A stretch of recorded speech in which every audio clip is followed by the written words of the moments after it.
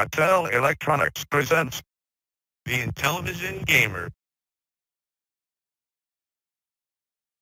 What is going on, guys? Welcome to the Intellivision Show. I'm Corey, your host, and if you know, you know. I couldn't resist. Gen X Grown Up called me Corey by mistake. You know, when you're recording things or you're live, sometimes you mix things up. I know we've all done it. I know I've done my fair share, that's for sure. But I started getting messages right away. Hey, he's calling you Corey, LOL. Yeah, so I let him know on the side just to be sure. So, but he says, yeah, I know your name. But, you know, just in the mix of recording things. So everyone's been calling me Corey. It's become like a side joke. So I'm like, I'm going to introduce myself as Corey tonight. So we're going to talk about the sprint. We've got a lot of stuff set up. Not everyone's seen all the videos. So right now I'm calling it Sprint World, but it's kind of its own segment on the show. Like I said, we're going to be hot and heavy on the sprint for a while, and we're still going to do all the regular segments as well. We're going to have the regular news. We're going to have a mail call. We're going to have a Homebrew Highlight on Kangaroo from Intelligent Revolution. It was a PRGE release in October. So if you like Intellivision content, don't forget to like the video, guys. And if you're new here, consider subbing, because I put out Intellivision content every week, sometimes multiple times a week. And, you know, it's definitely the place you want to be among a few others. You can also find me on Facebook, Atari Age, Discord, and Instagram. Started to lose track of which ones I'm on. There's so many now. Geez, and just trying to keep track of every message on every one. I always assure you guys, if I don't respond, it's not because I'm neglecting anyone. I really do try to respond to everyone. Don't feel bad. Send me another message. I do not mind. That's what I'm here for. I love interacting with everyone. I love answering questions. So don't ever feel like I skipped over. Doesn't matter what it is. I love answering everyone. So don't ever think I don't. All right. My email and all the links to everything I just said, they'll be in the description of every single video. And before I get started, I have to thank the channel members. We're back up to 35 again. That's awesome seeing the support, guys. Now, what this does, I put it on the lowest level. If the guys want to have, you know, channel membership and see their name in the green, and it also helps out because there's a lot of costs. I don't mean like the stuff I buy. I'm talking like, you know, StreamYard, $500-600 a year for the tier I'm on. You know, lots of things like that go into the channel, and it's cool to see. I'd only have one tier, the cheapest one, because I feel guilty. The only reason I even put memberships up is because so many people are asking for it. And I know I do the same thing. I am a member to a lot of channels. But we have 35 members, and I'm going to read it from the list so I don't skip anyone, because there's no way I'm going to remember all that. Roger Matthews, Mike's Gaming Gala / Michelle, TVsHasselhoff, GoGameGo, that's Jeffrey. We've got Metal Torso. We've got eebuckeye, Michael Dougherty, Intv Fun. We've got Rickster8 Retro Gaming, Mr. Poestyle, Kurt Bradshaw, Mark Bear, Retro Bliss Gaming, my buddy Phil, TORQ, Stephen Baker, all the way from the UK, Mike the Gaming Road Warrior, PJ Smith, Eric Lamb. He's a C64 guy that also loves retro gaming, and I got him to get an Intellivision setup. I need to send him games still. I just keep forgetting. Empty Pixel Gaming, Super Mega Grafx 64, the man, the myth, the legend that brought us Horse Racing Live originally. And he says I stole it, but he's kidding. I think. TrulyOffensiveName, Bacon Ice Cream Productions. That's my buddy Rich. Off Grid Arcade, that's Bart. Benvril, Savitor, Pierre, Gareau, Cammo, Ducky, that's Steven. Tom Jarvis, 8-Bit Widgets, Caleb. Then we have new members since last week's show, and at least one returning member. We've got Jonasness, GuppyCzar, IRgEEK, Lesismo 18, DJC Game Studios, my buddy Chuck, Steve Johnson 1577. All 35 of you, can't thank you enough. Really do appreciate the support. Let's go ahead and welcome everyone in chat, and then we'll get started. We've got several things to talk about and show you guys, plus all the regular stuff that we do. I try to have a little more content here. Code Monsieur was first. Hello from Georgia. Well, we did have some real early. I think Tofu posted like right whenever I brought it live, and a lot of times I was telling him a little bit here.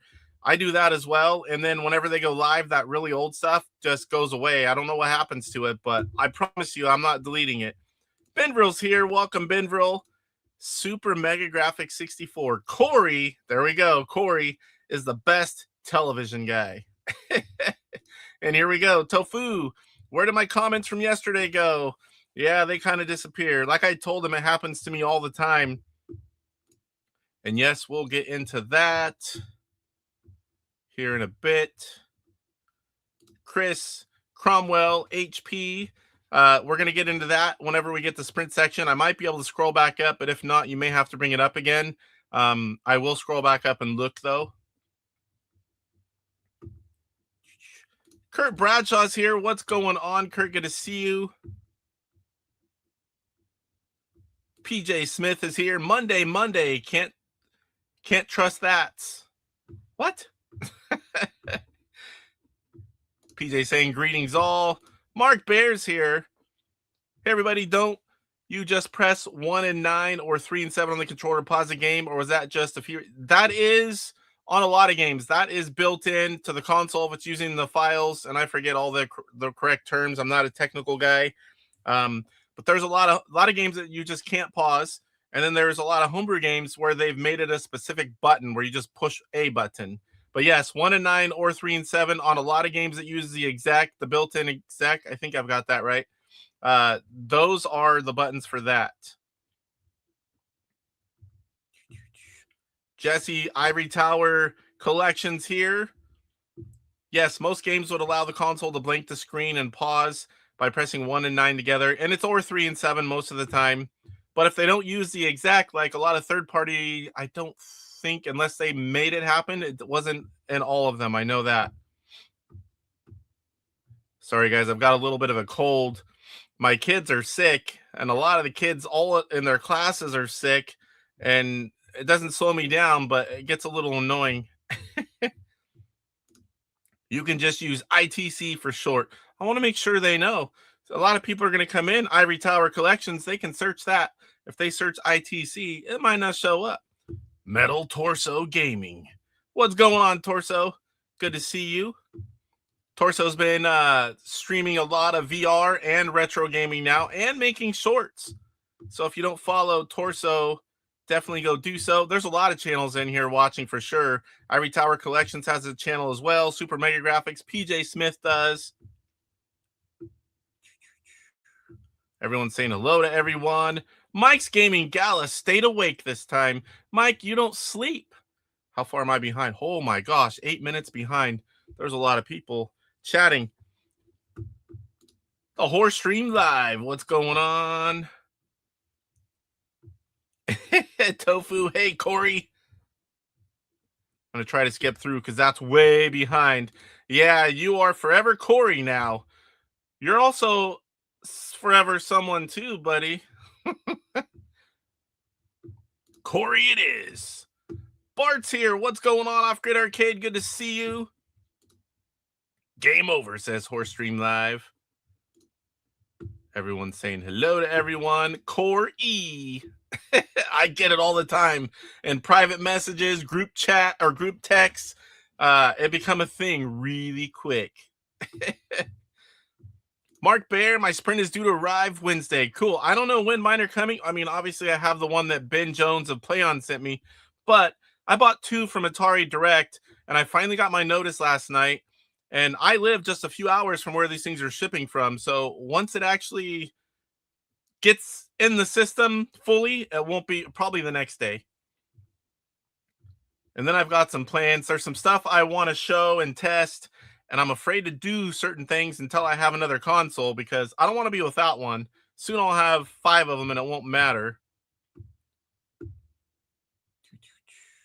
PJ Smith, my sprint is supposed to be here tomorrow. Ooh, that's exciting. He tried to trick me earlier. He sent a chat GP or whatever the hell, the AI stuff with him holding it. I'm like, I just saw it small on my phone. I'm like, oh, cool, you got it. And then I open it up. I'm like, oh, wait a minute. My voice sounds all funny already. Channel members rock. The running man and an INTV gamer. I can't see them, but I know what they are. You guys probably see them in chat. I need to get some more in there. Maybe like a rating 1, but I can't use 4 out of 10. I got to use like 1 or 2 or something. I got a few ideas. I just need to get them implemented. If you get full, If you get full, send members my way. I always try, sir. You know, that's one thing about me. I am not about myself. I'm about the retro gaming community, specifically in television, but all retro gaming YouTubers. I try to support everyone as much as I can. And yeah, I definitely send other people's way. Chris Cromwell, hello. First time in television are here. Well, we welcome you, and it's great to have you. I know, like a lot of us, like I was saying, a lot of us that love Intellivision, man, we also love Atari. I have a huge collection, not as big as my Intellivision collection, but a huge Atari collection on the other side of the wall.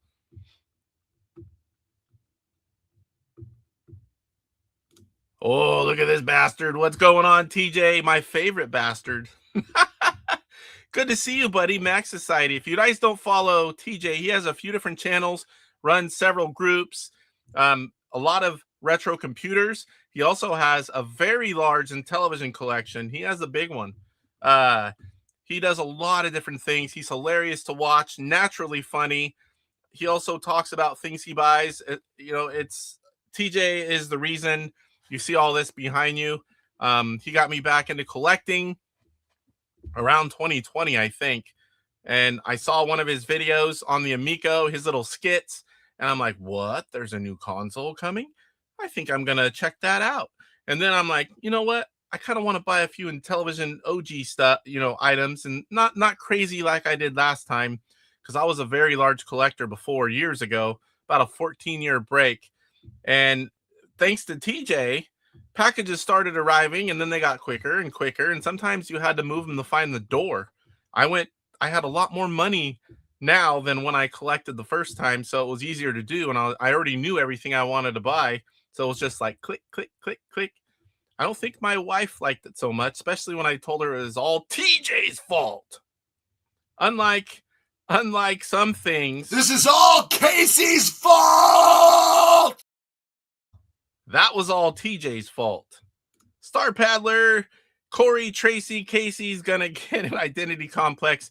Well, DJC has a lot. Mike has a lot of different ones from all the skits he does and the intros. Man, I love all those things too. Trying to catch up. Where am I? Oh, I'm 4 minutes. I'm getting closer. Everyone's saying hello to everyone. I'm skipping that. The Gaming Road Warrior was laughing earlier in our group chat because me and Poe kept referring to you as Corey. Believe me, you're not the only ones. It's going on everywhere. I'm kidding, Corey. Appreciate everything you do. Thank you, sir. I, too, appreciate all of you guys. Those that watch, those of you that put out content. We all love the retro gaming community, and it really shows. 4 Strings, love your channel. Wish I would have found you sooner. Great stuff. I appreciate that. And better late than never. I've only been around a couple years. Before that, I was just a super viewer watching everyone else's channels. Pretty much got started as a guest with DJC on his channel, Astro Smash Mondays. I started, you know, whenever someone was gone, I'd fill in, I'd play games. And then I started being once in a while on the show. And then it kind of became a permanent thing. And I'm like, you know what? I kind of like this. I never really liked being on camera, getting my picture taken. But I have a huge collection. I'm very involved with the Intellivision community. I'm like, kind of makes sense. Let's start a YouTube channel. And I had no idea I was going to be doing it as much as I have been. But we're getting close to episode 100 of the Intellivision Show. I've almost got the whole 125 for gameplay videos, working on homebrews, got myself into everything else pretty much. So I love being here. And when I don't do a show, which is very, very rare, it really does feel weird. It feels like not going to work when you should be or something, you know. It's like, not saying this is work, but it definitely is part of my life now. That's awesome. I don't know when I'm going to get mine, but I finally got the notice, and I was one of the first ones in. Luckily, I got the console I got from Ben Jones of Play On. I really do appreciate him, you know, all the nice things he said to me. And it was private, so I mean, it was genuine, and it really felt good. And I love that he sent me one.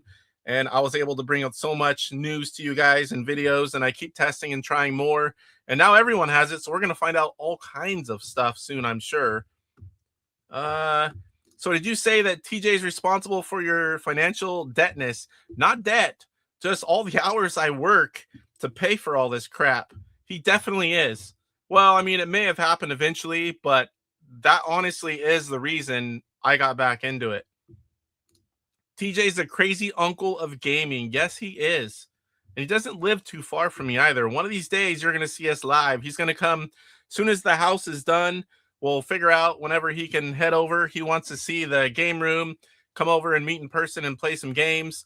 But first, I needed regular stairs and a doorway up here. That'll be happening in the next month or two. So sometime next year, I'd expect a special visit. Yeah, Mike skits are too much fun. My favorite one is Michelle. We got the O-Face. I always watch them. Like he says, some people just turn them on, watch, and some people don't like them. But I mean, everyone likes different stuff. I love seeing different things. He spends a lot of time and money and effort on those things, and I, for one, like them.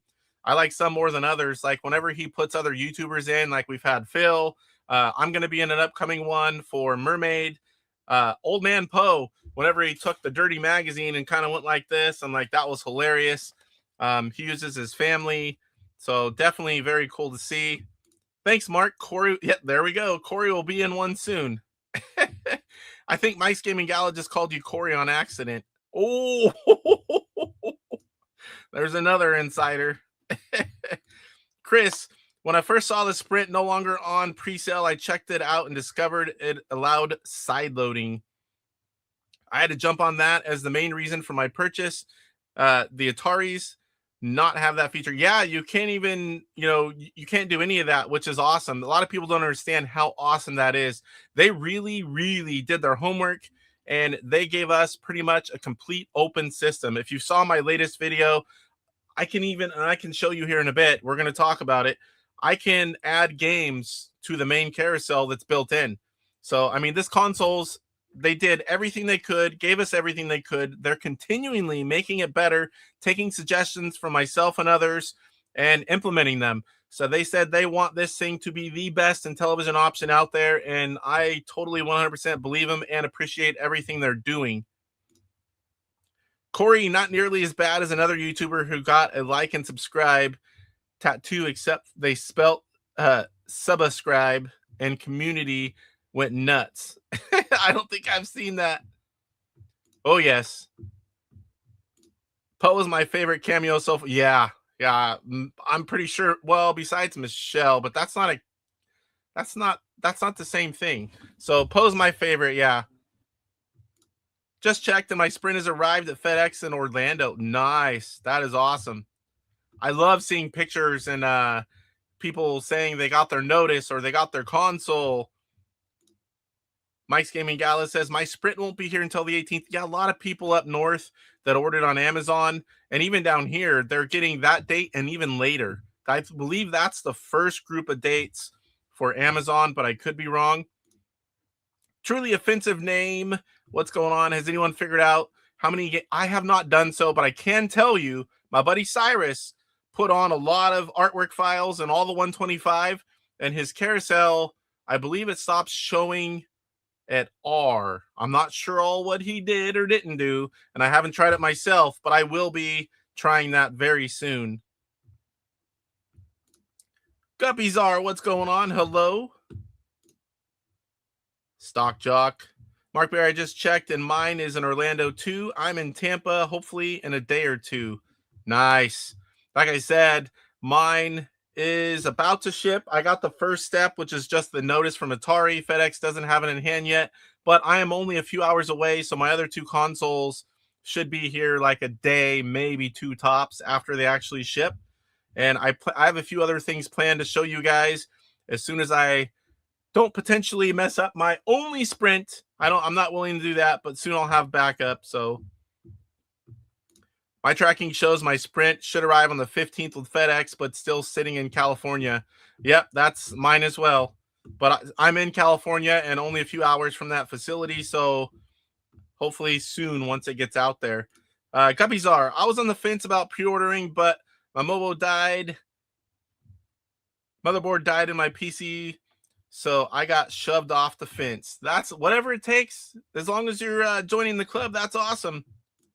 Kajanox, hopefully I'm saying that right. What's up, everyone? Did anyone get the sprint yet? There are several people getting it now, and a lot of people getting their notice. And sorry, guys, I'll probably be drinking a little bit of water. I'm getting my kids cold, and I can feel, you know, when you feel your throat and all the nasal stuff. I don't ever cancel the show. Unless I'm stuck in the bathroom, I probably would then.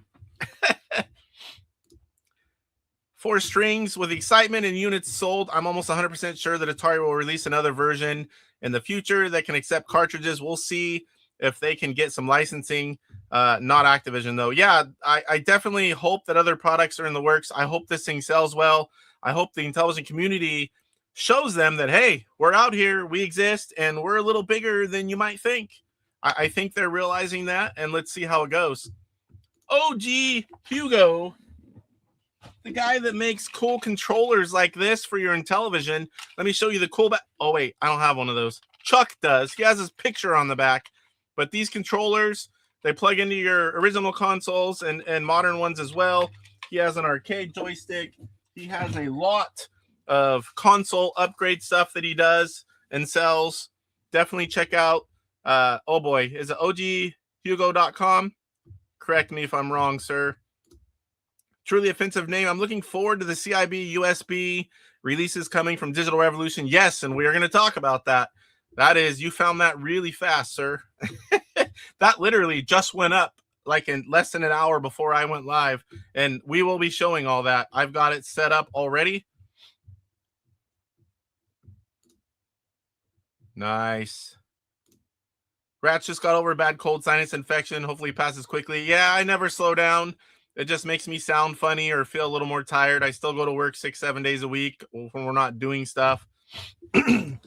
And I still do the shows. I don't record extra videos, but I always do the show on Monday. I think my FedEx driver plans to walk mine the whole way to Kentucky. Hopefully not. Do you know if the Sprint will play the Intellivision? Yes, it does. We'll talk about that in a bit in the Sprint World segment. I need to find a better name, but for now, it's called Sprint World. Yes, OG Hugo. He's infamous. Can't wait for the dongle to use your controllers with the Sprint. Yeah, that'd be sweet. There are some official ones coming as well. OG Hugo will have his. I know there's others that I believe are in the works, and I will be showing them as soon as I can. All right, we finally caught up. 23 minutes in. You guys are awesome. Lots of people here.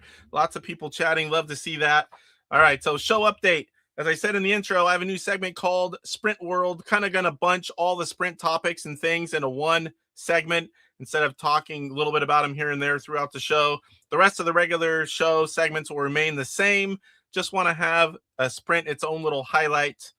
We're going to cover everything in there, whether it's something cool that someone figures out, you know, pictures, information, just anything and everything Sprint related. My nose is itching now. I'll probably change the name at some point if I think it's something I like better, but that'll do for now. Channel update. So I still haven't done the 1,000 sub giveaway because I was right at 1,000 subs at IRgEEK. And whenever I did the videos on the Sprint and had the little interview with Atari and the other coverage I've done, I just skyrocketed. And now we're over 1,500 subs, which is awesome. I can't thank you guys enough. I really appreciate it. And I can really see tons of new people, tons of more view hours and comments on everything I put out. And it really is cool to see. And I really do thank you guys for watching. And I hope you find some valuable content. It's the whole reason I'm here. I'm not here to be a big YouTuber. I'm here to help the Intellivision community, help you guys find what you might not have seen yet, and show off my collection. And that's why I only do Intellivision on YouTube, because I didn't even want to be a YouTuber. It just kind of happened. Personal update. I have a 1,000 square foot add-on that I live in what used to be my grandparents' old house. And I completely, about 3.5 years ago, I did a lot of the, man, my nose won't stop itching. Sorry, guys. Completely gutted a lot of it. Did a lot of the outside work. It was a dairy for decades. And the house got to me, completely took it down to studs, paid a group of guys to come in and redo everything. Now it's a modern smart home. Now, 3 years later, a little over, we started 1,000 square foot add-on, and we've had a few delays like usually happens whenever you're doing these kind of projects. It is almost done. It is literally down to the last few things. I would say maybe tomorrow, maybe Wednesday, cross your fingers for me, we will have a finalized house fully inspected and be able to move stuff in, which we are super excited for, to get the house all organized and set up right before Christmas. It's going to be awesome. It's been a 3.5 year journey for this add-on to happen. It hasn't been happening for 3.5 years, but it's been planned and happening, that whole time. And we are ready. Mr. Poestyle. Everyone's saying hello. Uh-oh. I can't remember if I read this. Apologize. Just found your channel. Looking forward to following your content. I'm a huge Intellivision fan and still have my original from 1980 with all the games and inserts. So this sprint is golden. Nice, Stock Jock. I still have my original consoles. Sadly, when I found eBay in 98 and collected the first time, all my games are mixed in. I know I still have some of my childhood games, and eventually I'm going to go through and check manuals. If I can find high scores that I wrote in, I'm going to set them all aside. And I had like 30 to 35 tops games as a kid from the start in 80 until I stopped buying for it. And my nose won't stop. So, but I definitely know where my 2 consoles are, and I love still having those at least. Thank you for being here. And like I said, I hope you find some cool stuff. Everyone's saying hello, hello. New member, Stock Jock. Thank you, sir. Appreciate that. 4 Strings, your video on how to add and organize Intellivision files for USB was a huge help. I'm glad that people are finding that stuff useful. I have more I'm better at information than I am, actually making the videos. The more I do these, I'll get better. And I've got a lot of equipment. I just need to get a little better at doing certain things. And once I get this house done, I plan on doing a better setup up here. I'm really good at, live shows and gameplay videos. Piecing together videos, I don't do as much, but, I'm going to have a lot of things set up, remote cameras to other play areas. This is a pretty big game room. You only get to see a little portion of it. So I do have a lot of things coming in the next few months, probably in the next year, but I'm looking forward to trying all those. Famous or crispy? Evening, folks. Migrated here from Papa Pete's Tuesday stream. Well, good to have you, sir. Appreciate that. There's only a handful of us guys that do Intellivision, and if you're looking for more, DJC Game Studios, he does a lot of Intellivision stuff. There's a lot of other guys like Cyrus, Super Mega Graphics 64. He'll do a lot of different things, but does Intellivision. I know I'm going to forget someone and feel bad. Retro Bliss, Mike's Gaming Gala does a lot. Almost forgot a big one. There's a lot of them. So, or not a lot for a little, if that makes sense. The pole needs wireless. Yeah, I try to do a mix. I did a mix of like standard things and things that we found out. I just had to put something. I wish I could have put 6, but 4 is the limit. Man, I hope probably the first of the year with Christmas getting close and we're going to be so busy. Believe me, man, I had to clear this back wall for the door coming, and then it all filled in. It was already full over this way and behind. And then the other stuff I've got going on, I brought even more stuff. Can't even hardly walk in here. Mike's Gaming Gala has seen this place whenever I buy a lot of stuff and don't have a lot of time to go through it. It's twice as bad as the worst one you saw before, Mike. I'm going to have to take some stuff down and in the shop until that door goes in. I have to have it cleared out for these guys to work. And then all over here is going to have to be cleared out. I have aluminum attic stairs. That's how I get up and down. And that's all going to get filled in. And I'm going to have some more space that I don't have to worry about. So yeah, hopefully soon, because I can't wait for that to happen. Then I can rearrange all this. All these shelves are temporary here. That'll go somewhere else. We'll have something that looks a little better there.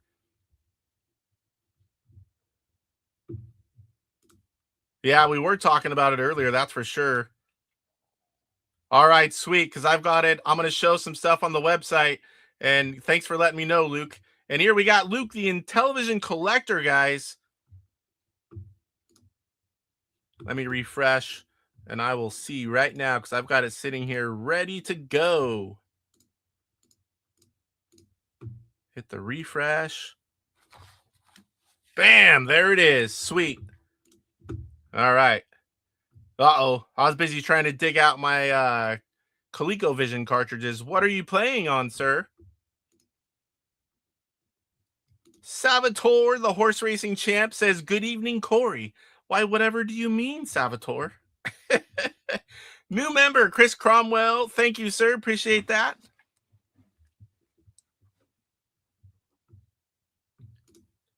ColecoVision. I like all retro gaming. I mean, I like the Odyssey too. I have a complete US set, and on my other channel, which we are live streaming on both, the Retro Gamer, I do have some content there for other things, and I plan to do more. It's just Intellivision takes a lot of my time, and my life's been so crazy busy for the last couple years. But when I slow down, hopefully next year, I plan on doing a lot on both channels. Corey, that's terrible. He didn't remember that your name is Corky? No, not Corky.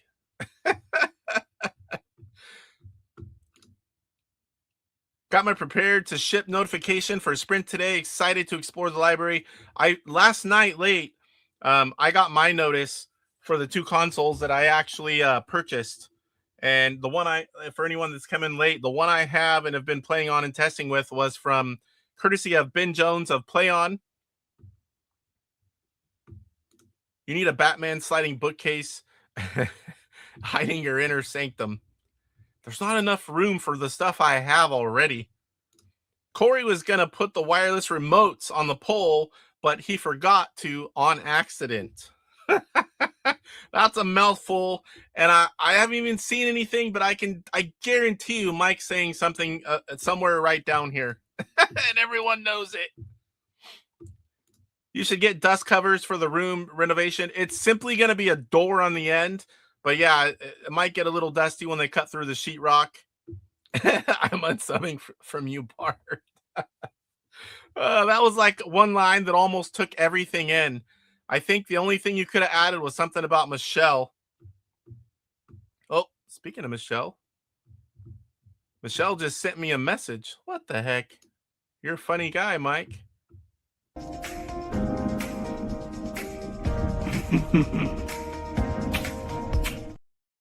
What the heck? That's hilarious. Can you explain how the homebrew games will work?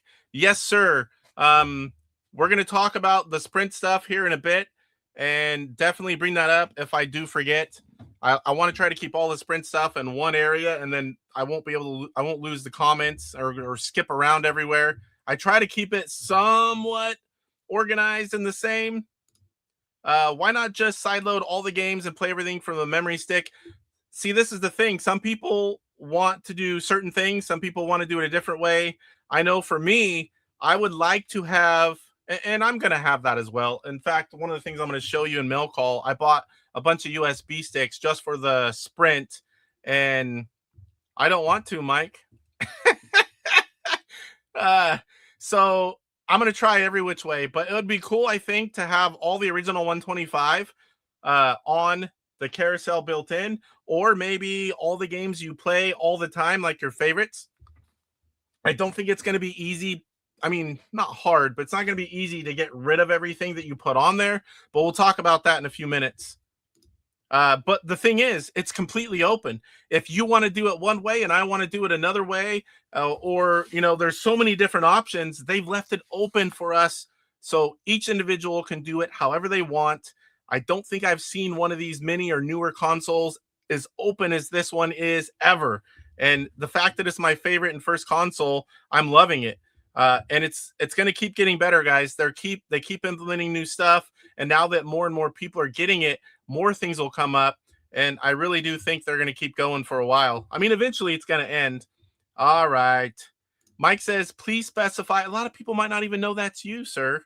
So, I mean, specify that it is AI. I can guarantee you that is really Mike. That is his Michelle character on his show. The movement part might have been AI, but everything else there was real. I did not turn him into Michelle. Just to clarify everything, full disclosure. Just playing the common old Phoenix. Common? I have one of those, and I know a lot of people want one. I wouldn't call them common anymore. Yeah, I was setting up my 8-bit dough remote to enjoy some ColecoVision Phoenix action like most people do. Most people don't have one, sir. I got lucky because that was towards the beginning of me getting back in everything. And I'm like, hey, I don't have a ColecoVision set up. This plays everything. It's FPGA. You can use Super Nintendo controllers. You can load ROMs and play Homebrew. And I'm like, I got to have this. And I'm glad I did, because you don't want to pay for one of those now if you can even find one. Make sure to click like twice just to hammer it home. You can if it makes you happy. I like using that one too. Mike's Gaming Gala got no shame in his game. Well, I did make it that was a still picture, but he does do a lot of characters, and Michelle's my favorite one. I'm not going to lie. Of his, Old Man Poe's my favorite side piece so far. I probably worded that wrong. Talk about how whenever you're live or recording and things don't come out right, don't always have time to think about how things are when there's like 40-something people watching. Hell of a time to be an Intellivision fan. Yes, sir. And it's exciting. I mean, I've been an Intellivision fan for years, lots of homebrews, lots of things. But finally, after all these years, we get a cool console. And I love this thing. From the size of it, how well it works, how open it is. I mean, doesn't have a cart port, but it wouldn't play a lot of the homebrews if it did anyway. So if I had to pick cart port, side loading, I'd pick side loading all day, every day. And I have all the carts and not all the ROMs. So, I mean, I'm going to be buying everything I don't have, but I do have a lot of them, but nowhere near like the carts. I have all the carts. The carousel may not support all the games on, yeah, it may not, but you could also maybe limit it, like maybe just put boxes for the ones. It's however you want. That's the thing. This thing is so open. You can, if you want it one way, do it. It's like whatever works. We'll just keep trying stuff and seeing what works, and then people know, and they can configure theirs however they want. I've seen one cool setup I've seen, which I have a USB hub sitting right here that I use not for that, but they have multiple USB sticks organized with different things, and they just push a button and it loads that stick, and they have like little label maker thing, and they just push the button and they load different things into the Sprint that way, and it works great. So that's what I'm thinking. Just put everything on a memory stick. To me, that's easier because I'm going to have a lot of these consoles not in the bathroom, guys. Everyone keeps making that joke. I'm going to have a TV in there. Wife won't let me. Just kidding. I don't want one in there, but I don't want to give anyone a reason to stay in there longer.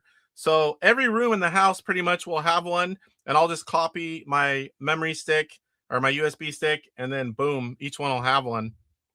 Wait, that was a dude? Now I'm disappointed in my wiener. Oh, man. Yeah, the game files are fairly small. It doesn't take much room. I believe there's enough to do the 125.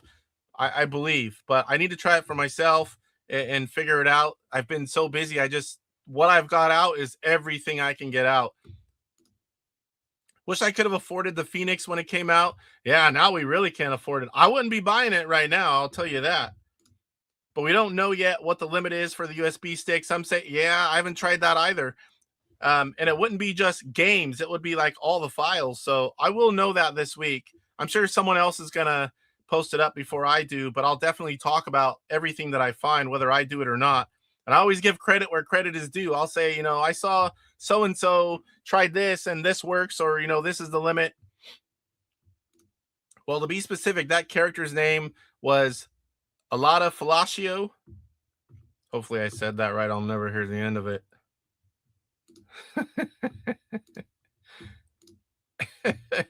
What's going on? TVsHasselhoff.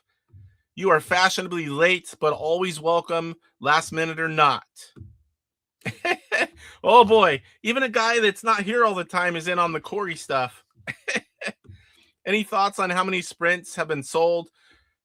I don't know, haven't asked, but I can tell you, I think it's done better than expected. I'll tell you that much. How does the wireless controller feel? Is the disc and keyboard well built? So yes, the controllers feel pretty close to the original. Everything except the side buttons, you might be able to hear it. They are clicky side buttons, but they're very easy to press. The number pad feels so close to the original, it's not going to matter. The disc, same thing. The only thing that might be odd for people, you don't have the recess for the cord whenever you put the original controllers back in the console.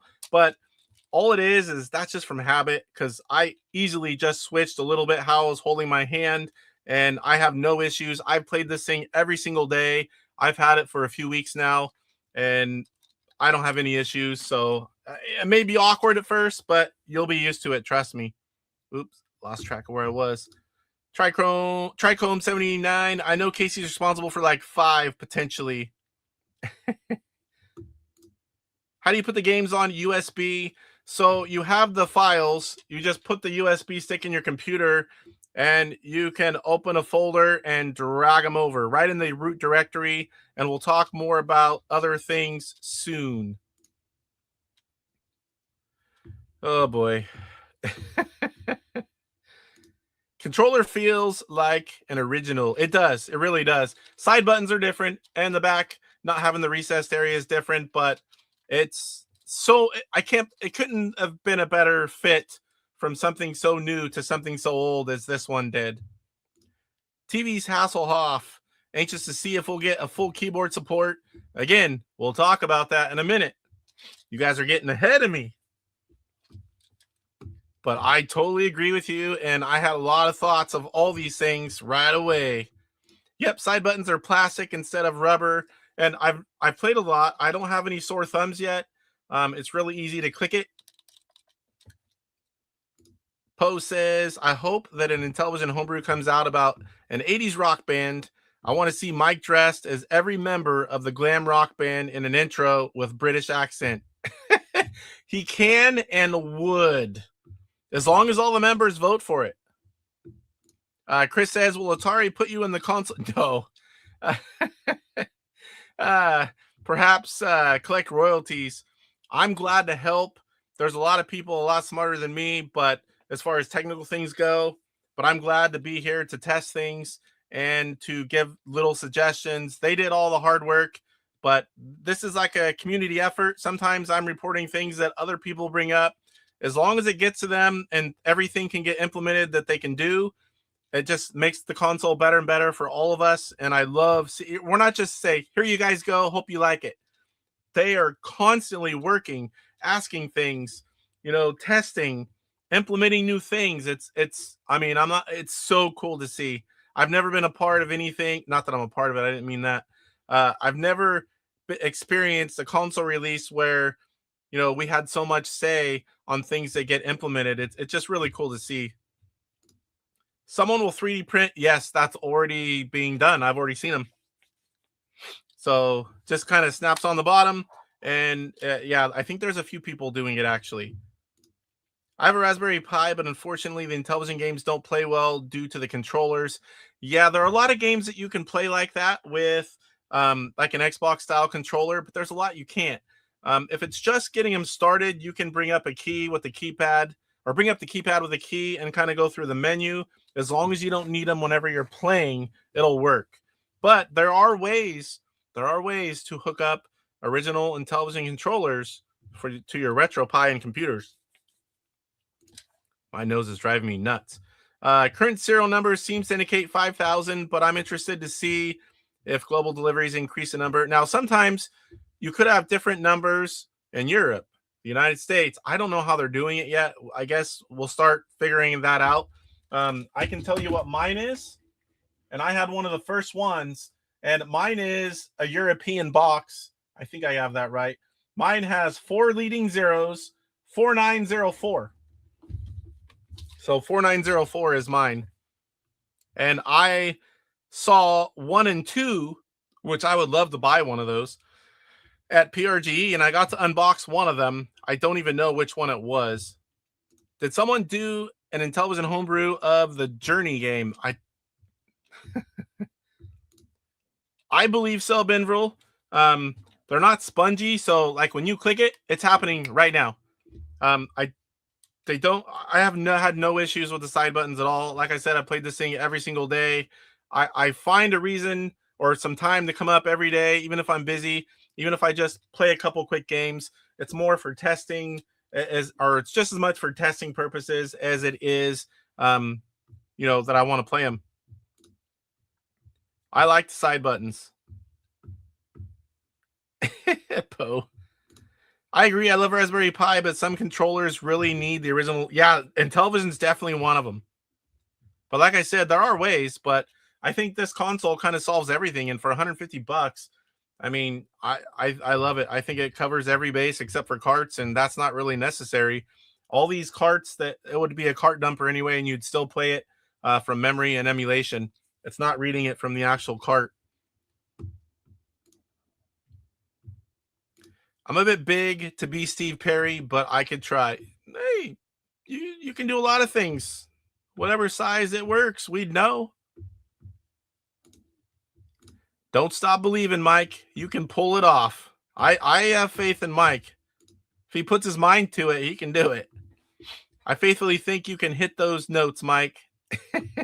I wouldn't mind seeing him try. I don't know about listening to him try, but seeing it, yeah. Just don't go your separate ways from us, Mike, okay? I actually have a low singing voice. In college, I played, what? Jabber in Les Mis? Man, my nose will not stop. Coldies is your friend, especially orange flavor. But anyway, you want it. I see what you did there. Yours is 3743? Huh. You've got a lower serial number than I do. But yours is the US version. So like I said, it might have started at 4,000 or something. Who knows? I don't know. It could just be a random thing and they're all one big lump sum and only the boxes are different is the likely way of it. You'd pay for serial numbers one? Yes, I would, even if it wasn't working, if something was wrong with it, even if it couldn't be upgraded, even if it wasn't the final, which they weren't. They were prototypes. I would love prototypes. I didn't know you collected doubles, Casey. I don't do doubles on games, a lot of homebrew games anymore. There are some I will. Some I have many. But I used to order 2 of every one. I just can't do it anymore. There's too many. Journey sung by a bass would be an experience. Mike would have to sing Journey death metal style. All right, so we need to get into some of the show because now we're really far in. It's fun talking, but whoo! There is a poll. Let me go check it really quick because I know it's been a while. We have 38 votes so far. And again, there's a lot of things missing. I know maybe I'll do a separate for next week, and then we'll do the top, or however many I can get, and then we'll do the top for each one and find the overall. Who knows? 47% say sideloading. 26% say plays all modern homebrews. 13% tie for using USB controllers and the HDMI output. We'll check back in a while. Sometimes I forget later, but I have it in notes to try. Not only was the sideloading impressive, I really couldn't pass up the price. $150 isn't bad price. I agree. With wireless controllers, they're 2.4 gigahertz. They're not Bluetooth. These things have no delay that I can notice at all. 45 included games, HDMI. I think it's a beautiful console for the price, and I don't mind paying that at all. I mean, I would have paid whatever, but I think it's a very fair price, and I think it would have been cheaper if it wasn't for all the tariff stuff. I heard that made everything go up some. That was just hearsay, but I mean, it's believable. All right, let's get into some news. We're at the beginning of the show, and it's like almost an hour in. And I have to take my daughter. I don't know if your guys' kids or grandkids do this. I get home, and on Mondays, I get home, say hi to everyone, few little things, and I come up here and I get ready for the show. I wish it was easy, but there's a lot of things I have to do. And my daughter tells me, hey, I have a Christmas play tomorrow, and I need some Christmassy clothes. And I'm like, what? We don't have anything? She's like, no. So right after the show, they're with my parents. I got to go pick them up because they feed them. And then because my wife's still on swing until the house is done. And so now I have to, as soon as we're done here, go get them, go to town, try to get her some Christmassy clothes for the event she has tomorrow. And the worst part is I go to all her school functions. I've only missed one, and that's because like this, I legally have to give my employer notice before I use school function hours. Well, a few hours before, they won't let me go. So I told her, sadly, I won't be able to go, baby. And she's a little sad, but it's like, there's nothing I can do. I feel bad, but I go to everything, and I'll have to miss this one. Oh boy. Catch up. We got to keep this stream going. I should have been gone. I was thinking about swapping out the plastic side buttons with the rubber ones from the Intellivision Flashback, but they might stick out too far. If you do anything like that, I would definitely like to see pictures and information. I'll definitely share it. All right, so Intellivision news, we're going to start with what we always start with, and we're going to start with some high score results from the weekly challenge in the Intellivision Facebook group. And this week was Lock and Chase. Kevin Schultz puts on this every week. We had another great turnout, 17 people. I sadly did not have time to enter, but 17 people played. Stefano with the big win, 85,740. Sagadin, 69,900. Pascal, 64,960. Kevin Schultz, the guy putting it on, 61,620. Mike, not Mike's Gaming Gala, different Mike, 55,260. Adolfo, 53,680. Intellivision Fanzine, the guy that does the digital magazine. I hope you guys know about that. Definitely look it up if you don't. If you can't find it, send me a message on pretty much anywhere, and I will send you a link. Doing very cool stuff, and I very much appreciate him. Romaine, 38,700. Alan, 34,960. Cristiano, 34,540. Pascal, number 2, 31,760. Kirk Kietsky, 18,940. Another close one here. DJF, 18,840. Jim, 13,440. Cesario, 11,660. Jose, 6,640. Gotti saw 3,400. Great to see so many people playing here lately. I don't know if it's just more people getting involved, free time, maybe it's the games, and maybe it's all the above. This week until Sunday, they are playing Ladybug, a game that I know how to play, but I'm not very good at it. If I get some time, I'll definitely put a score in. All right, what's next? Intellivision Revolution. There is an official newsletter out. Definitely go to IntellivisionRevolution.com and subscribe to the newsletter. Check out his website. So I'm going to go through it here. New homebrew games by Intellivision Revolution. Check out the store. The store is getting populated. I haven't posted yet. He's slowly adding things. We're talking about physical. New game by John Hancock. They are selling more. That is Turtles by Brian's Man Cave. Tortoises, rather. They're doing another small run. I don't know if it's out yet. I haven't clicked it. I have my copies. I don't know if you can, you can't see them. They're up in the corner up there. I got to have Brian sign one of them. I've got 2 signed by John Hancock. Intellivision Collector is on fire for more than one reason. Visit the popular website, IntellivisionCollector.com. We're going to show that off here in a minute. And Intellivision Revolution presents new game releases compatible directly on the new Atari-produced Intellivision Sprint home console. Digital Revolution games coming in 2026. Stay tuned. We're going to show you information on that as well here shortly. You've got Intellivision apparel. There's a link to go buy some swag.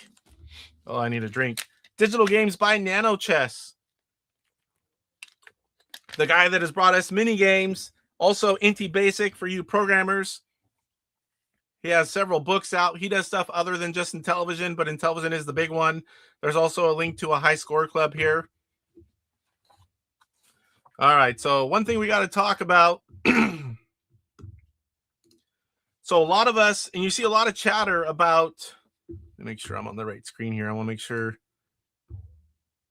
I'm seeing what you guys are seeing, because sometimes I'm on the wrong one. Come on, there we go. Oh, my nose.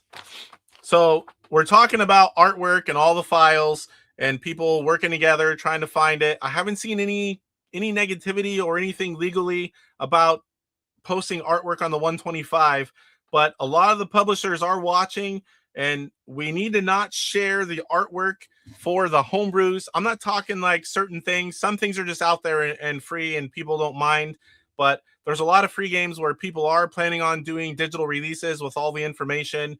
And they have reached out to me, Intellivision Collector, Intellivision Revolution, Electronite, and I'm sure others.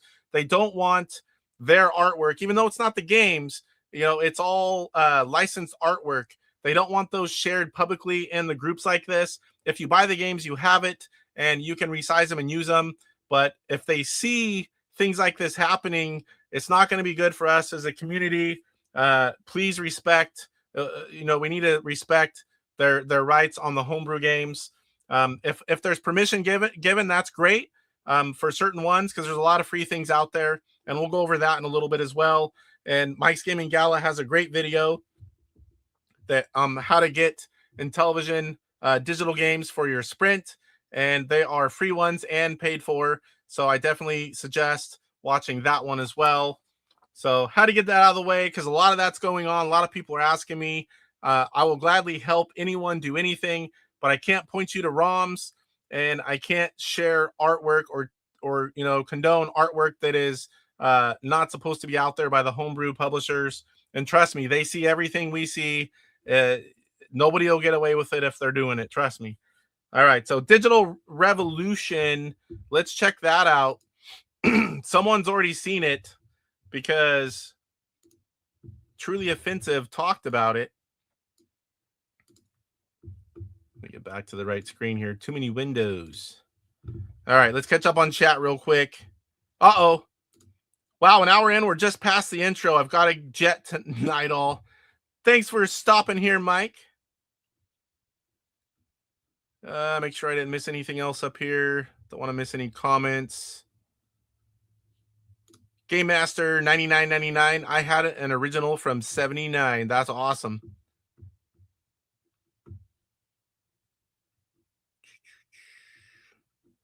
Don't want to miss anything good here. People saying bye to Mike. Someone please sell me a stick of ROMs for the Sprint. So there are things like that are going on. As long as it's a 125, there's a lot of that available out there. No problem. That'll be $300. I had a GTE version from my work. That's a Sylvania, right? GTE Sylvania? I think so. I have several Sylvania. Those are a little more rare. I have complete in box. I think I have 2 of those. Oh, I think I talked to you online. Yes. I know who you are now. I think it's one of the earliest consoles, too, was the Sylvania. I could be wrong, but I'm pretty sure. GT owned Sylvania. They were huge in the 70s. Huge. Good night, Michelle, says OG Hugo. North American Phillips bought GTE in the late 80s. Yes, okay, I thought so. So here we're going to take a look at the official debut of Digital Revolution. This is digital game sales from Intellivision Revolution, who typically does not sell ROMs. So there is an Atari Age post. Sprint has its own category now. It is Intellivision Sprint. It's under the Intellivision, but it's Intellivision Sprint. They have their own area. And that's where I pulled this from, literally, a little before I went on. So here we go. Compatible with the new Sprint console by sideloading LTO Flash JZIN TV emulation, which will include game manuals, at least one controller overlay depending on the game, game case, sleeve, USB drive with game, ROM, or bin and config files. Will be plug and play with game box art loaded on the USB drive. Prices per anticipated to be between $10 and $20 USD. They'll be for sale early 2026, either on eBay or the Intellivision Revolution store. Don't forget to visit Intellivision Collector, Intellivision.us, nanochess.org, etc. for game ROMs if these physical ROM packages do not interest you. And we'll be going over all those. I have all those linked up here, set up to show you guys where to get some ROMs, both free and for a small fee. These are not meant for the hardcore intelligent people, but the people that just want to plug and play like physical items. And he knows better because we are all going to buy them. Intellivision collectors have to buy everything, or at least, I'm sorry, the variant Intellivision collectors have to buy everything, and we will. So there you can see what I've seen these for a while. I'm glad to be able to show them. They're in the clear plastic cases. He has a scaled down version of the game box art. And there you see several games. Oh, it's Pitfall Anthology on this one. There you see several PRG games, some classic games, and some games from yesteryears. Look at that. Super Mario Bros. That's a cool game. And you can experience that with your Intv. And I'll be showing you guys, I'm going to do little, not commercials, but little infomercials, short ones to show and make videos on some of these products I have. But your Intv, let me grab it. I got one here real quick. Of course, it's plugged into stuff. So this is an Intv. It lets you plug in NES, Super NES controllers. You can use 2-player or 4-player. You can play with whatever controllers you like on your original console. This was actually FDR for Prez's unit. Mine is right over there. I grabbed the wrong one, but it's the same either way. It's a great way to play a lot of games, especially Mario Brothers, Super Mario Brothers with an NES controller on your Intellivision. How cool is that? I've already been trying it. I can't beat it yet. I'm right to the end. I'm looking forward to making that video. Here you can see, where'd my window go here? Here you can see the back of the boxes. Pretty much a regular game, just smaller scale. This shows you what it's going to look like inside. You've got the little, you see that's on the USB stick. That is a cart label that is on the USB stick. There are the manuals. I believe those are the same size. And 511 Under, another programmer and hardware guy. eebuckeye. A lot of regulars. Very exciting because we have not seen much as far as digital sales go from Intellivision Revolution. So it's great to see that happening. The Sprint has done so many things for the community, and more games becoming widely available in digital form. That's definitely a big one. Let me make sure. I don't want to miss any of your guys' comments. Games Master, all Amazon has told me so far when I ordered it on the 5th was I'll get an email. Yeah, Amazon did that to me as well. I think that's for everybody. Tricome. Intellivision is so cool. Yeah, that game's well done. That'd be another one that's good to play with. My favorite so far, I use 8-bit wireless controllers hooked in through my Intv, and they work perfectly. And they're new, they're wireless, and you can play some of these, certain games. I'm one of those nutballs that prefers the original controllers for most games, but sometimes I want a gamepad, and sometimes I want an arcade stick, and I can do that. There's a lot of different ways you can do things like that. Time Pilot I haven't heard about yet. Those weren't all the games. Those are just what he's showing. I can't confirm or deny that because I honestly don't know. He just simply told me not yet. So he didn't say no. So I'm hoping. Already heard the haters, and it's like, grow up. This thing is designed for people like me who had one. Yep. We're worried about not infringing on homebrew publishers' property. Then we show a new company selling USB packages of homebrew titles, almost all of which are historically IP, like Pac-Man and Pitfall. I can't argue with you, Hoff. Can you use it on IMAP NES? And yes, I knew what that was gonna do. That's with a little pause. I read it first. Finally been looking for the INTV Super Mario Brothers to be released again. Sweet. And this one will be the digital version. There's more coming, CIB. You just got to watch for it. Screw the haters. Toxicity is killing anyone that is trying to revive the classic market. The harassing paraphractic. I don't even know that word. And the new Commodore 2. The next one is Coleco. So we did talk about that. ColecoVision, almost all the games are, licensed. There's not a lot they can do there. Having a similar console would be cool, and sideloading would make it king and for the homebrew community. But they said they did look into that, but they're not sure when they might do that, if at all, because of that licensing thing where almost all the games are licensed. But I told them Odyssey 2, that could probably be bought for a pretty low amount. Is it? Oh, I'm going to get the name wrong. Is it Ed Averett? One person owns all but a couple of the games released in the United States. And I know the Odyssey 2 wasn't as popular, but I think it would still sell. I mean, a console like this with HDMI and sideloading and all the games. Oh, Rev. I'll just have someone else buy them for me. Intellivision Revolution, what's going on, sir? Good to see you in here. Celebrity in the chat. Casey's not allowed to buy them. Casey's going to be buying them one way or another.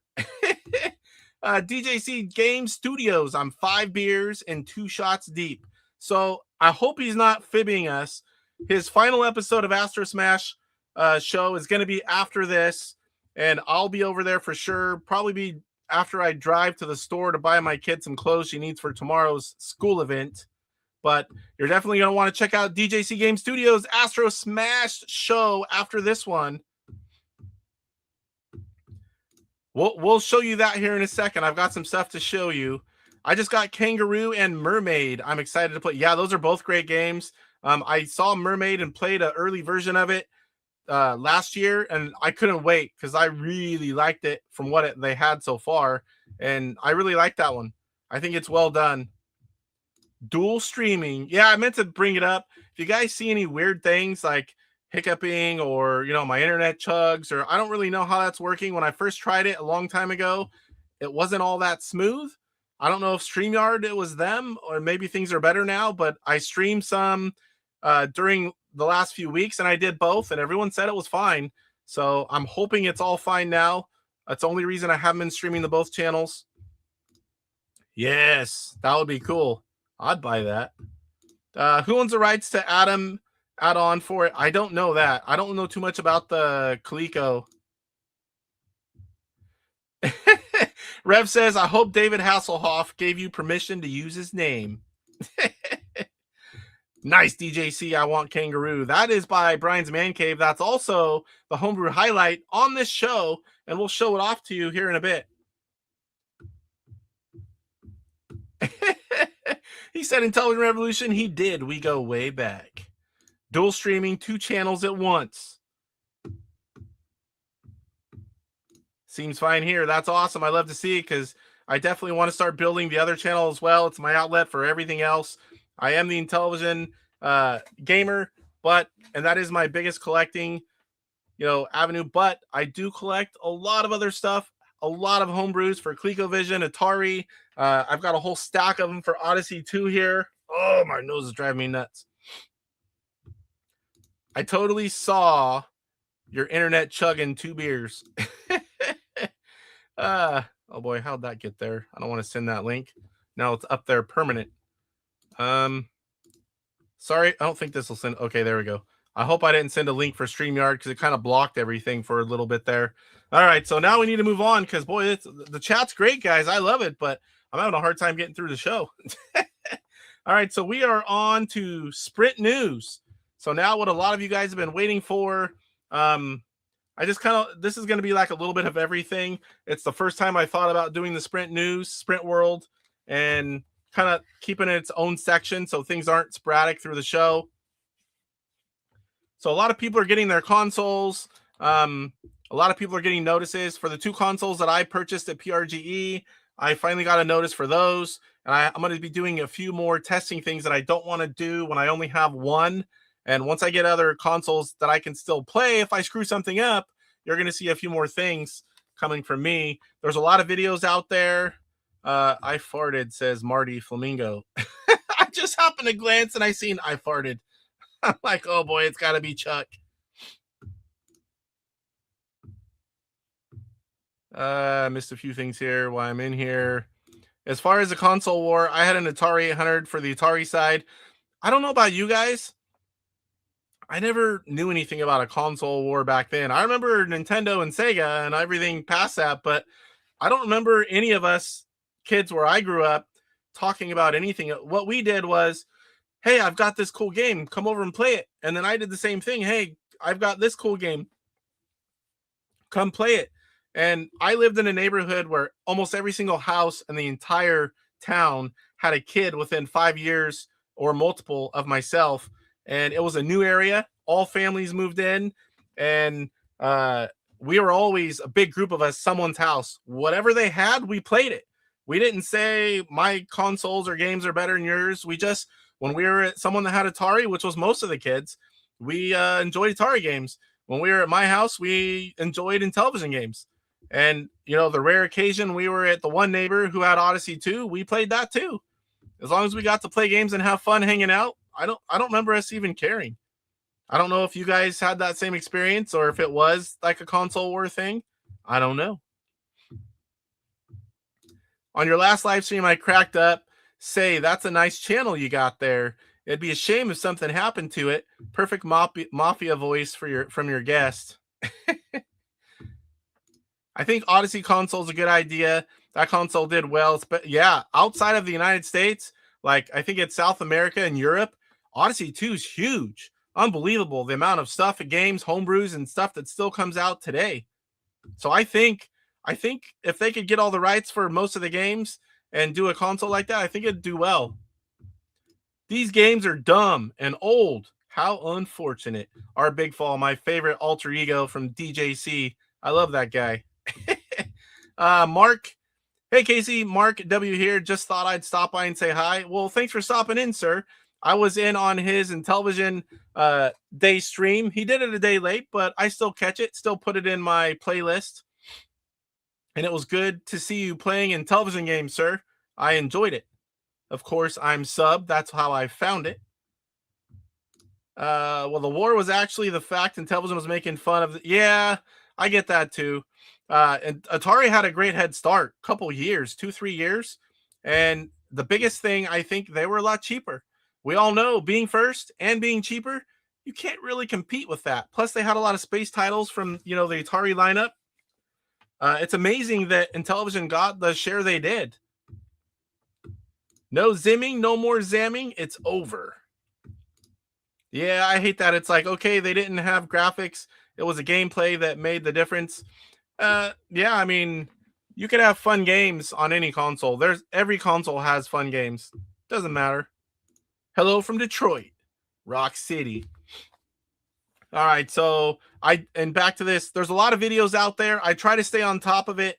I have a lot of playlists, and I have a Sprint playlist. And it's not just for my own videos. I mean, my own videos are in there too. If you want to just come to the channel and click the playlist for the Sprint, I go to Gen X Grown Up. I send you out to Papa Pete. I send you out to Mike's Gaming Gala.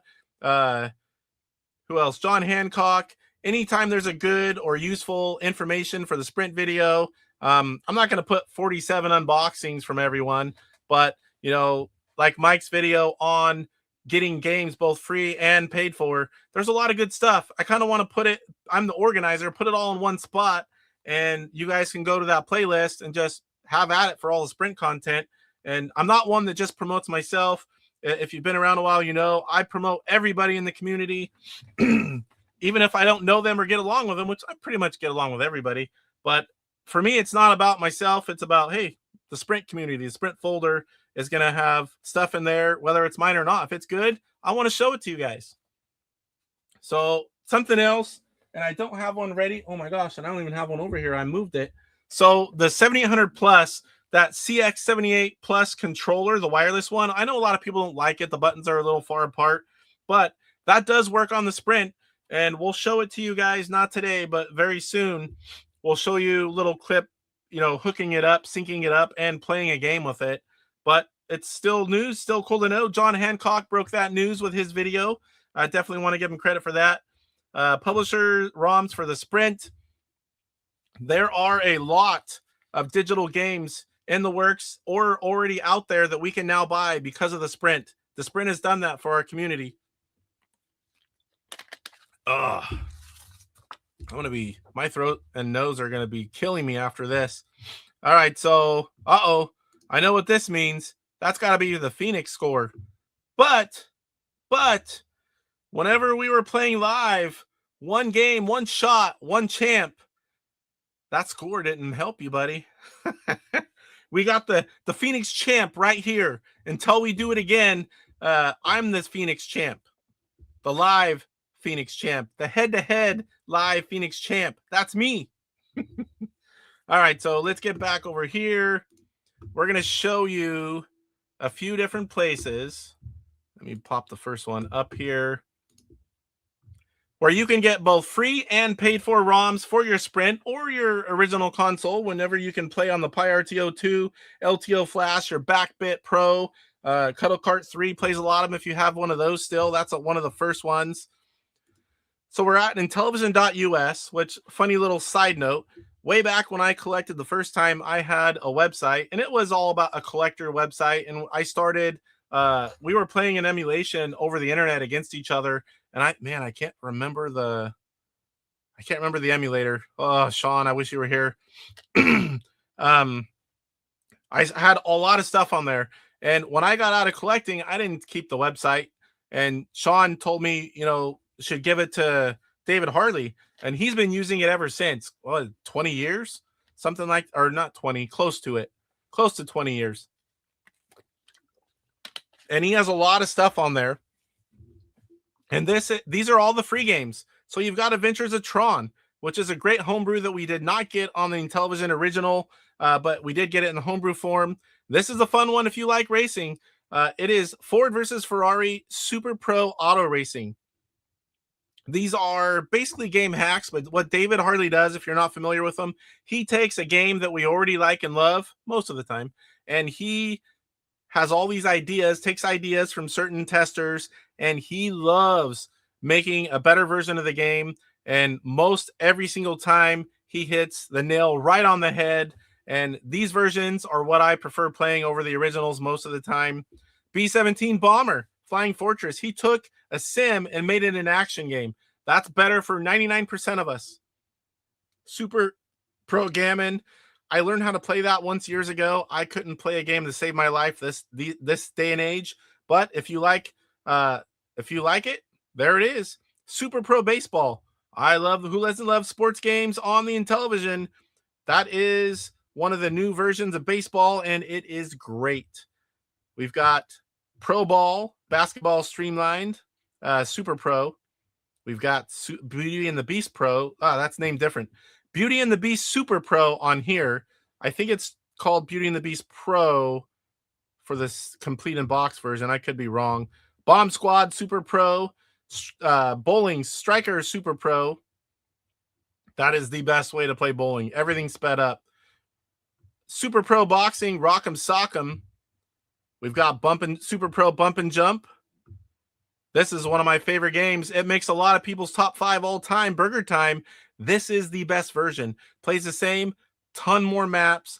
The first map is always the same, like level 1 in the original game. And then I don't remember if it's 68 or 69 additional levels, and it's random. So the first level is always first, and then it's just random level after that. And boy, that is the way to play Burger Time. There's a few other changes, but it's mostly the same game. You got Choplifter here, the never released or finished by Mattel. That's a fun game. I have a video out on that. If you haven't seen it before, check out the playlist, the homebrew playlist. I think I'm getting close to 100 games in the homebrew list. I'm well over 100 of the 125 on the original 125 games. Eventually, once I finish that, which I have to learn how to play some of the games before I can finish it, it'll be a reference there, and I'll just continue with the homebrew. Donkey Kong Arcade in here as well. Dreadnought Return, that's a fun game if you like shooters. Here we've got some ECS games. Flintstones Keyboard Fun. NHL All-Star Super Pro Hockey. Illusions, never released. Jetson's Way with Words. Controller version takes out the keyboard. I did try these on the Sprint. I'm chatting with David about it. I cannot get these to load up on my Sprint, sadly. He took the ECS games and made it where you don't need the keyboard, which will be perfect for the Sprint, but I can't get them to load yet. I'll definitely be having more of that information when it comes available. Lock and Chase 8K, Super Pro Meteor, Mind Strike, Mine Hunter, Miss Night Stalker. That game has a lot of different maps. Miss Night Stalker, a few other changes, tells you how many bullets. That is the way I like to play Night Stalker these days. Miss Pac-Man, Mystic Castle, another one. The only one I like to play anymore. Thunder Castle's great. Mystic Castle's way better. Pinball 2. Unreleased Pull and Billiards. Rocky and Bullwinkle. Look at all these games, guys. You have a Sprint. You have one on the way. Go to Intellivision.us. Grab all these games. He also has a lot of games for $5. And we'll show you that real quick. I'm not going to read them all. Shark 2, Scooby-Doo. This game is out right now. He had to take it down. Some of these might be that way. There's a lot of games here, guys. Space Patrol, that's one of my favorites. One of the earliest games. Still holds up. Joe Zabisiak, man, that guy made an awesome game. Death Star Strike, Stonix, another great one. Here's skiing update, Super Pro Mountain Madness skiing, football. I mean, the list goes on and on. So you also have games you can buy. And here are some of those. And some of those were down in there. This is the new baseball, Home Run Super Pro Baseball. But a lot of his games are free. And then we're going to move on over to the Atari age. Oscar Toledo G, actually, let's go ahead and catch up on chat because I know there's probably like 5,000 messages here. Oh, and I left DJC's thing up. So that sucks, but it'll actually help me find where I was. Can we take a peek inside your Sprint? I'm curious to see if nobody does that. By the time I get mine, that is something I have planning to do, but I'm not taking my own. This is what I was talking about. I'm not going to take apart or do some of the testing I'm going to do until I get my other consoles, because if I do something and it doesn't work, I don't want to be without it. Torso, thanks. By the way, thanks again for the shout out. Always, sir. Appreciate you. I don't have room for carts anymore. Extremely happy to get these games as ROMs. Yeah, a lot of people are in that same boat. Space is hard to come by. No matter how much you have, believe me, I know you can run out. But I have the high score. No, you think you do. It's sad that you don't admit it. DJC's really good when he's playing by himself, but whenever the pressure's on, it's not the same. It's not the same dude. I'm sure he'll take me out one of these times in a head-to-head, but I'm going to milk it and enjoy it until he does. I'm tempted to open mine up when I get it, and I will be doing that. I just don't want to do it when I have one. Yeah, exactly. I want to show pictures. I want to have little video clips, and I just want to see myself. 80s kid. Isn't Atari going to sell a stick of games? I did hear about the Sprint stick. I heard 4 games, and it's the official product. I haven't heard anything since, so let's hope that's still a thing. I know they're interested in games, so we shall see. And Atari Age is still going to be publishing Intellivision games in physical format, so definitely want to watch for that as well. 4 Strings. How far am I behind here? Oh boy, 5 minutes. I'd love to see a fun version of Carnival. There are people that can do it. It's almost 50 years old now. I know, that's crazy. I'm 50 years old. I was 5 when I got mine. Yo, IntelliDorks, the Atari creep. I thought you were retro creep now. I love still seeing Atari creep, though. I'm not going to lie. David Harley makes good games better. He does. That's what he's good at. And if you've seen my horse racing live, which will be happening next week, 6 guys come in and play. We do a bunch of gambling, not real money, of course. And I call the races. And that's a lot of fun. David Harley made me my own version of the game with a lot of enhancements that help me stream a better stream for the game.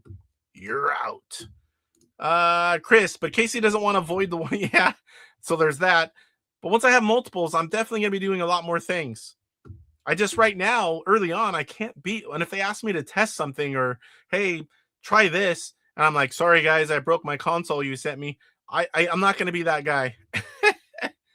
I'll be playing original Coleco Donkey Kong on the Intellivision until I fall over live tonight. And he is the best I've ever seen at the original Donkey Kong. The code. Figure out the code. Though I will not do what I did with mine at the beginning, I played Space Battle for 36 hours nonstop. That was one of my favorite games. But if you haven't played Battlestar Galactica Space Battle, you have to get that from Intellivision.us. Man, was that there? I hope that's not down. He took a game that I loved as a kid, made a lot more things in there, a lot harder, a lot longer.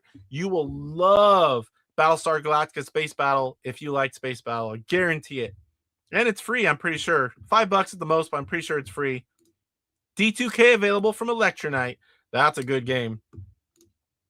That's such a cool version of Burger Time. Only played it once so far, but I'll have to revisit it. Yeah, it's the best way to play Burger Time, in my opinion. I mean, we love the original, but 69 or 70 levels and random after the first one feels different all the time. You can't just master them. That's a lot of levels to master. My honest opinion, or was it? My honest opinion, the Intellivision disc controller is the best way to play Burger Time. I love it. Most games, I'm an original controller guy. I even don't mind the Intellivision 2 controller. I use it all the time. I like the disc on it. Donkey Kong Jr. is really good on Intellivision. You're talking about the original one? That one's a lot better than the original Donkey Kong, that's for sure. Agreed at 4 string, says Hoff. Star Mercenaries, another great Electronite game. Yeah, I love that one too. It's like Bosconian, similar to it. Did I miss Roger in here? Scrolling back up. Oh. Okay, Roger, like Roger that. I thought my buddy Roger was in here. DCS and voice anthologies are well worth the... Oh, definitely. You get a lot of value for those.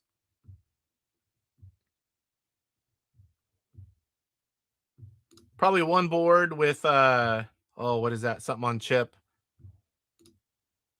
And a daughter board for the ports. Sprint stick. I'm pretty sure that's what they called it. I could be wrong. I thought they called it the sprint stick. Or at least that was the early name. Yeah, Creeper's here. How far am I behind? 3 minutes. Trying to catch up here, guys. We got a lot more to cover. Develop a driving controller. So I do have a lot of controllers, and those are going to come in upcoming videos. I have arcade sticks. I have game pads. I have I'm using trackballs. I have spinner controllers. I have a lot of stuff, and I've showed it off at different times on the show, but I want to start doing some specific videos, especially with the Sprint coming and the adapters coming. I'll be showing you guys all kinds of stuff. The @name will still have the Atari Creep. Yes. For ease of finding me, but everything else changes. Not in my mind, sir. You're always going to be the Atari Creep. I like that other name too, but in my mind, Atari Creep, that's who you are. I'm sure I'm not the only one that thinks that either. Can't get rid of the creeper.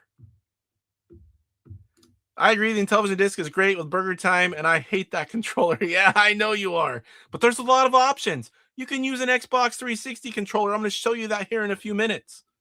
If you guys have seen my videos, you've seen a lot of the stuff, but there are other options coming as well. I'll definitely be showing you guys. Bears fan Goomba. What's going on, sir? I don't think I said hello to you yet. Uh-oh, he did buy it. 7-foot Stormtrooper. That's awesome.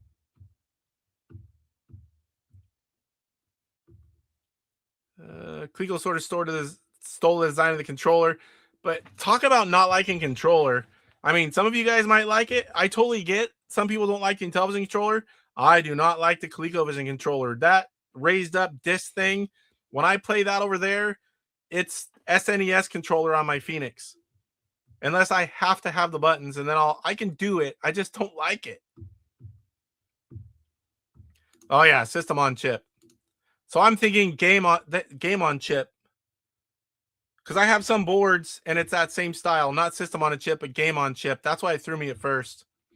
I'm not a real technical guy, never claimed to be, but I can learn stuff. Do we know yet when the controller adapter is coming? I haven't heard yet. Believe me, as soon as I'm able to tell you guys, I'll tell you, I'll show you, and I'll test. I can't wait. We might have some from the community before we get the originals or the official ones. I don't know. It could happen. The handle. All right, so where are we? We are closing that window. So here we've got the Atari Age thread by NanoChess, the big list of free Intellivision games. And guys, we're not talking demos. We're not talking little silly games. We're talking most of these full-fledged games. Look at all these. This is a list he updates. We got Fortress, Aardvark, Meteors, Inti Basic Showcase, bunch of smaller games on one package. Antarctic Tales, Bank Panic, Beat 'em and Eat 'em, Poe's favorite game, Canyon Escape, part of the Tiny Contest, Christmas Carol, Chippy from Michael Hayes, Clowns and Balloons, Desert Bus. Some of these are smaller. Most of them are full-fledged games. Flappy Bird, Frankenstein's Monster. That should be Monster. Goon Enough, which is the Goonies. That game's fun, guys. Gorillas, Heli. That is Hero on Intellivision. That game's good. Pongula? I don't even know that one. Intel, a Wordle clone, Istar, Killer Bees, K-Vader. Hey, I gotta show that. So I have a lot of boxes from Steve Jones, and I just happen to have the box for K-Vader sitting right back there. I was just looking at it the other day. Since I said that, I had to show it. Where am I now? The Leprechaun's Flight, Little Bro 2, Little Man Computer, Maria, Onion, Monsters Attack, Princess Quest, Pumpkin Attack, Pumpkin Bakery, Pumpkin Castle, Pumpkin Master, Pumpkin Mischief, Pumpkin Taxi, Space Patrol. That game's one of my favorites. Still holds up, one of the early games. Space Raid, Stack'em, Stonic, Studio Vision, Sydney Hunter, and the Sacred Tribe. There's another good one. Tower Attack, Tower of Hanoi. Hopefully I said that right. TV Pow. I didn't even know that was playable. I gotta go. I haven't looked at this in a while. I gotta go get some of these, show them off. Unlucky Pony. So there is a list right there. Lots of games, all free. I mean, this right here is enough for months on your Intellivision Sprint or original console. Now we're gonna go over to digital downloads on the Intellivision Collector. Oop, wrong spot. I should have looked at this. Oh, free ROMs right here. I thought that's where it was. Didn't see it at first. So from the Intellivision Collector, there's a lot of ROMs you can buy, and they're full-fledged. You cut all the box art. You get overlays. You get manuals, the PDF. You get, I forget what it's called, the overlay for an Intellivision. If you're playing on the Nintendo DSi XLs, the 3DS handhelds work as well. That is a great way to play mobile games for Intellivision, by the way. Look for the videos or reach out to me if you want more information. So free on Intellivision Collector, Unlucky Pony, Hotel Bunny, a timing game. There is not another game that has more boxes made for it than Hotel Bunny. And they're actually right back here where I grabbed the K-Vader box. FW Diagnostics ROM. If you want to go through diagnostics, check controllers. I use that a lot when I have, aftermarket game pads and arcade sticks. You can run diagnostics on your consoles. That's awesome. Very valuable to have. Goat Nom, Desert Bus, Onion, Fantasy Puzzle, and Maria. Maria, I'm pretty sure that's the one that's kind of like Zelda. That game's pretty fun. And Heli, there's that one again. Bank Panic, Lock and Chase, Antarctic Tales, and Goon Enough. So those are the free games from the Intellivision Collector. But you can also, for a small price, I think it's between $11 and $12 USD, there are a lot of games that you can purchase. So we've got Road Fighter, recent release. That's a 2025 game. Norseman, Norseman 2, Pyramid Warp. I love Pyramid Warp. It's a random type adventure game. Quartetto, 4 games, one of which was the Tiny Contest, or at least one, maybe 2. Space Panic, fairly new release. Dragon Quest, which is a game you know and love on the NES. That game is so beautiful and well done. It's almost like you're playing on an NES.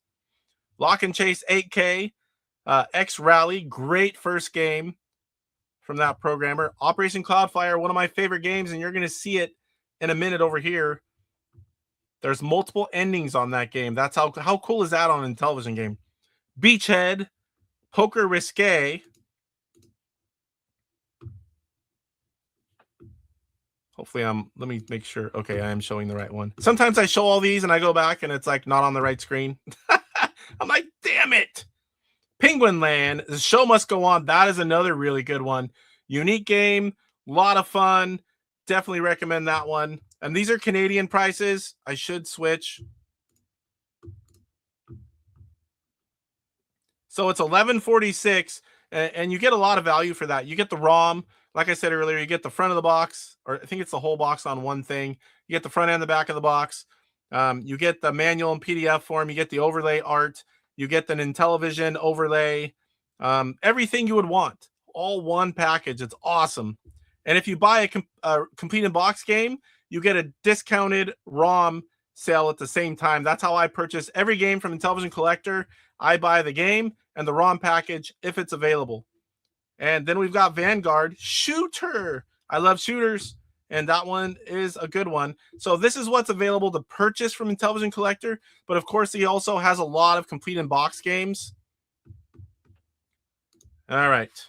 So what else we got next? I have notes for the Sprint world because it's kind of new and there's so much to do. We talked about it a little bit earlier. There is a lot of thread stuff going on for the Sprint. You definitely want to go to atariage.com. It's free. You can also join and be a member, but you can check everything out for free as well. There's a lot of good information there. Highly recommend being on Atari Age if you're new to the community or you haven't heard of it, or you just heard of it and you're not on it. You definitely want to be there as a retro gamer. I talked about my Sprint playlist. Oh, my voice is going. I talked about my Sprint playlist. You definitely want to watch for that. You go to my channel playlist. I have all kinds of different topics with videos populated there, and the Sprint definitely has one. So as you get free time, definitely want to check out all those videos. And again, they're not just mine. Any valuable or video that I think is worthy to being in there, I stick them in there no matter whose they are. I like information, not just promoting my own stuff. New updates are not going to include the ROMs folder. You guys saw the update and it had all the ROMs in it, but if it's not being changed, those don't have to be included. The new updates are not going to have that ROMs folder. I haven't tested it. I'm going to either tonight or tomorrow. I believe you can still make a ROMs folder and put your own games in, and we're going to talk about that in a minute, but I haven't verified that. For those of you that already seen my video, I don't know if that's going to work.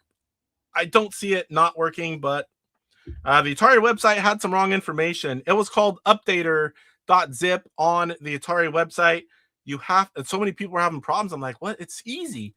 But I didn't realize Atari had an error on their website. It should be fixed now, but the file has to be called update.zip. Nothing else on the flash drive. Of course, I haven't tested that, but I emptied mine just like they told me to. You put the update.zip file on a blank stick, stick it in there with the console off, turn it on. It'll go through a couple minute thing, do all the updates, load into the menu, and you simply remove the stick and you're done. That's how going through puberty. So what else we got here? I'll be testing that and letting you guys know soon. So this is the other big thing. You can't go in there, like if you put on 20 games and all of a sudden it's full and it's not working right, you can't go in and take them off. But there is a failsafe. If you have a file called wipe_all and you do it the same way as an update on a USB stick, only file, stick it in, console off, turn it on, it will wipe everything out. And built in is a backup of firmware 1.0, and it'll go factory reset on you. So don't worry about trying things. Don't worry about loading things in there. You have a failsafe. I will have a video. That's another thing I'll be doing once I have another console, because I don't know anyone that's tried it yet. I haven't tried it yet because I don't want to get stuck if something goes wrong and not have a Sprint console, but I'll be doing that very shortly. So some new stuff, what we're hoping for in the Sprint stuff going on right now. There's lots of things, but these are the big ones. Game saves to fully work. So I tried Cloudfire. I did a game save. Everything works. I go out. I can load it. I think I can hit reset. But when I get fully out of the game or I turn the console off and go back in, they're not there. So it's more than it was doing before, but it's not saving it long term. So I'm hoping they can fix that. Folders for organization. That's another one I know they're working on right now. If it's possible, we're going to have that. So everything won't have to be in one root directory. You can organize it however you want. Homebrews, original, you can put Activision, Imagic, Mattel games, Intellivision Inc., whatever you want. So that's going to open it up where we can get to games easier and click around. I really hope for that. So the other thing, we were talking about it earlier, the ECS games, the computer games, they need keyboard. Unless David Harley can figure out why his games aren't loading on my LTO, mind you, not just the Sprint, but they don't work on the Sprint or my LTO, then the keyboard wouldn't be as big of an issue, but it already works on the console. I think it's just configuring the games to utilize the keyboard and setting the keys. I believe that's going to be a thing as well. There are not a lot of ECS games, but it would be great to have those work. We also have TutorVision support. If you guys don't know what that is, I have one of the 3 consoles known to exist. It was a rare collaboration with World Book in 89 and 90. They ended up suing each other and it never came out. Super rare stuff. I have 1 cart and I have 1 rare board with the game on chip. And it would be great to have the software. They're not a lot of fun, but it'd be cool to be able to play everything in television in one spot, and they do work. You do have to modify the config files, add 2 lines, and I'll have, if someone else doesn't do it first, I will have a video showing that very soon as well. In fact, let me write real quick in my notes because I don't want to forget tutor config file video. I know a lot of you don't even know what TutorVision is, and they're edutainment games, so it may not even be something that a lot of people want to do, but I think it's great to be able to play all of them. So let me go ahead and finish the last few things here, and I'll catch up on chat. I'm going to show you a few things over here, and so it is a good time to catch up on chat. Hopefully I didn't miss too much here, guys. I know there's lots of stuff that I didn't even know was there, and some games that I know of, but I've never seen a ROM available. Some of those might be early version ROMs, but still, I'd be able to try them out for yourself. Why not? You like the original disc best? I like the Intellivision 2 disc. As weird as it is, I don't know. It feels so smooth to me. Yeah, all the Pumpkin games are free. They always have been. The physical versions are, you get everything, you know, you got the manual, the overlays for all the games. Yes, Nano Chess is awesome. Great guy, contributed a lot to the community, really has. A lot of the games that you see for many years use Inti Basic, and it lets mere mortal programmers program games on the Intellivision, and he created it. There's books on it. You have programming games on the Intellivision, something like that, and advanced programming games. Some people in this chat right here have them. I collected them. I can't program games. I might look into it someday to learn basic things, to like do some little silly stuff, like, you know, for a video and have it come on and say stuff I want or something. I don't know, but I'm not the kind of guy to program a game. I'll tell you that. Because it's 16 direction or more than anyone's else. Yeah, 16 directions. The thumbstick, when it's also 16 direction when you're using, oh, you know what? I didn't run it on that. Other things, it is 16 direction on a thumbstick Xbox controller. I haven't tried it on here. I'm sure it is. Yeah, most others were 8 direction. Not everything was 16 direction on the Intellivision either, but the option was there. Baseball, you need it. You can adjust all those pitches. Good show tonight. I'll catch a replay tomorrow. Thanks for being here, Hoff. I appreciate that. Hasselhoff, long live Inti. Brian's Man Cave. We haven't got to that part yet, but I have a little message from Brian. Good to see you, Brian. Brian is one of the first people that I watched on YouTube when I came back to collecting, and then he got into game programming, and he has several games out from Intellivision Revolution and John Hancock. Definitely want to follow Brian's Man Cave if you don't know about him already. He also has a website. I believe it's briansmancave.com, or if you search Brian's Man Cave, it'll come up. Game Boy Fanatic. Is it true that there are more aftermarket? By far. For the Intellivision, that all the games are, there's original 125. You got some variants. You got a few other things that weren't released but came out later. Those are still classified as homebrew. But there are, I mean, you can't really see everything, but this whole thing behind me and this shelf here all the way down, I got stuff like piled in front. I need to go through. I bought so many games in the last few months, but there are over double. And if you count all the games that are out there but not CIB, I'm just talking complete in box. There's way more than the original 125, more than double, easily. Notice all the prices are Canadian. Yeah, I should have switched that beforehand, but there are Canadian viewers too. But yeah, it's those games are. How far am I behind? Oh my gosh, I'm 11 minutes behind. Jeez, you guys are great tonight. Lots of cool stuff to talk about, that's for sure, and it's showing it in chat. Oh, what a great night for my throat not to be doing well. I'm gonna friggin' run out of water soon. I don't think I have any more. That one's getting low. Yes, looking forward to the Kangaroo gameplay. Yeah, Beachhead's pretty good. I saw Beachhead too. I have it, of course. I played it a little bit. I asked my wife for Beachhead before. She said no, she doesn't like video games. I bought a few ROMs from them. Yeah, it does adjust. Sorry for that early. I did switch it to USD, but I did talk about it. They were between 11 and 12. Yeah, I think that's where it came from, or C64 version maybe, but it did come from the old version. Play Beachhead on Commodore 64. I haven't tried it on there yet. I need to do that. How about Sprint Shtick? Oh, instead of Sprint World or Sprint Session.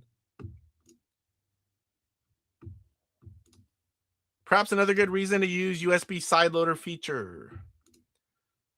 They should also have image backup if people accidentally brick it. There is. The image stuff, you can back it up yourself. Like your USB stick, I already did that. Every time I change stuff, wife's texting. I have everything on silent for her. She's the only one that'll come through no matter what. Have to do that in case something happens. Anyway, back up your USB stick. Make a copy of it. These files are small. Put it on your computer. Get 2 sticks. Do whatever you got to do. But as far as a console, you can wipe it clean and start over, and you just put your stick in again. That's it.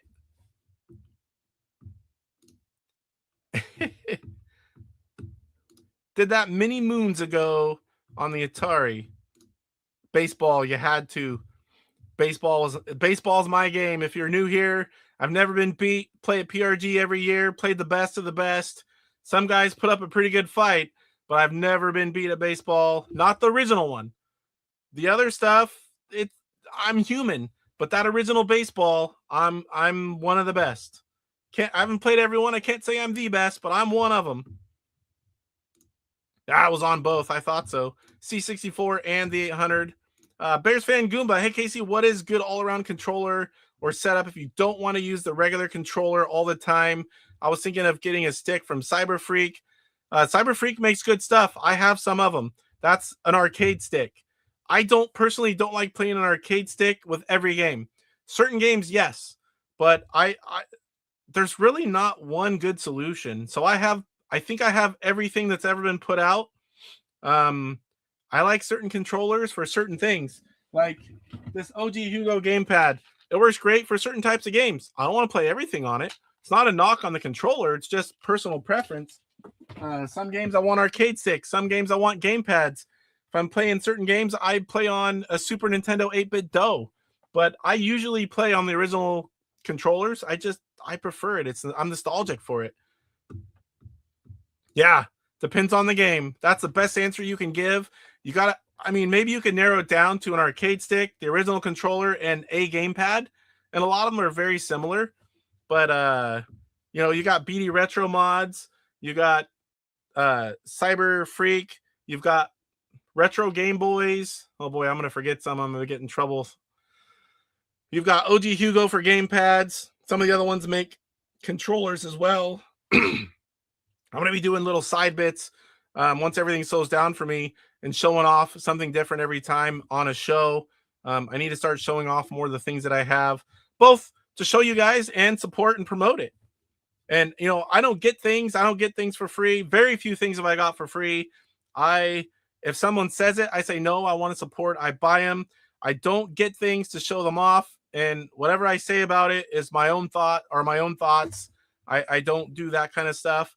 But I like to support everything in television. And if you put something out, if it's reasonably priced, I'm not saying if you put out a game and it's $1 million, I can't buy that. But Normal circumstances, I buy everything made for Intellivision.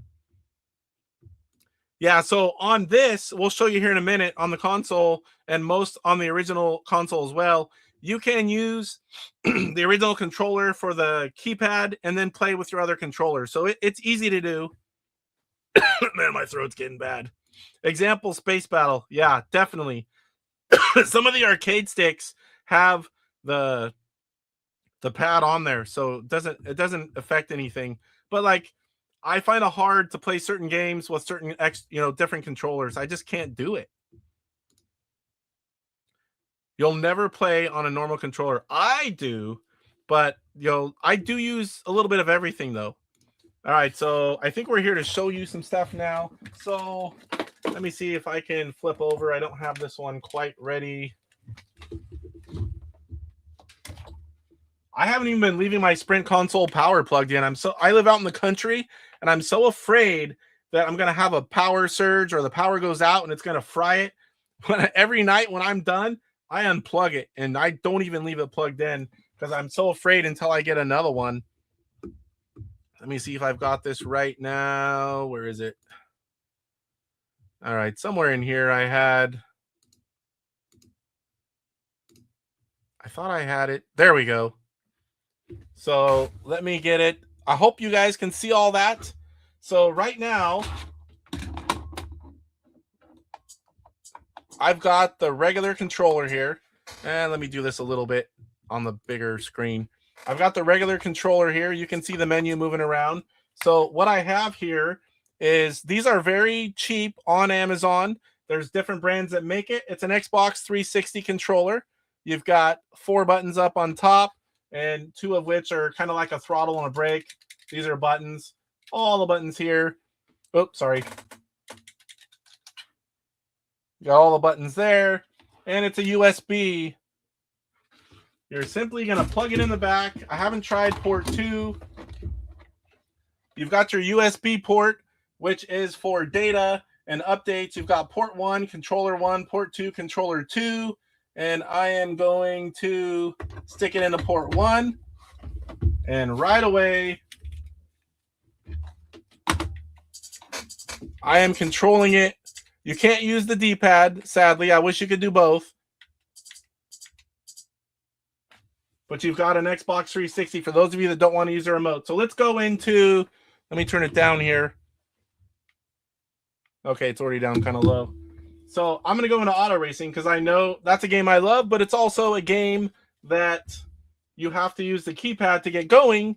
It's a good example, and then you can play with the controller.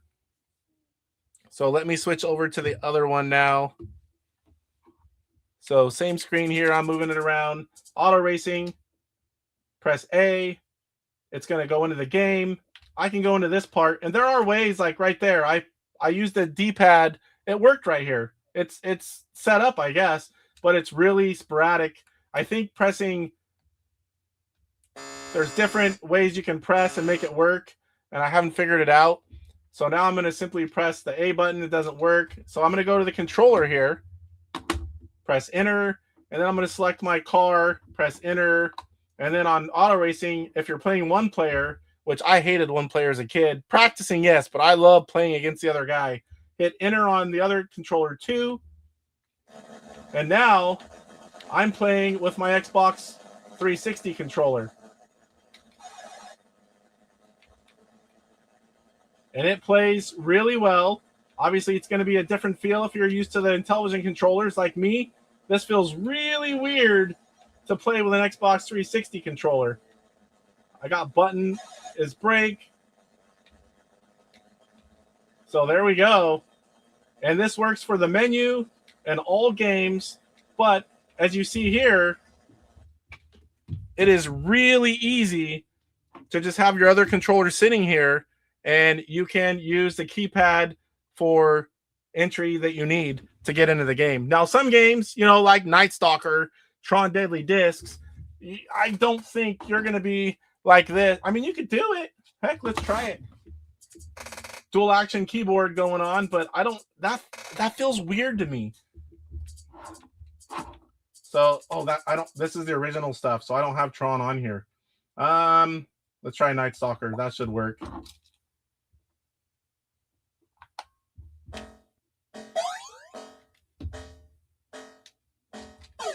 So you can also run and gun with this. So, I mean, you can do it if you really don't want the disc and you don't mind holding 2 controllers. It works. I just thought of it doing it that way right now because dual action controller does the same thing. You can use 2 Intellivision controllers, but you can also do that here.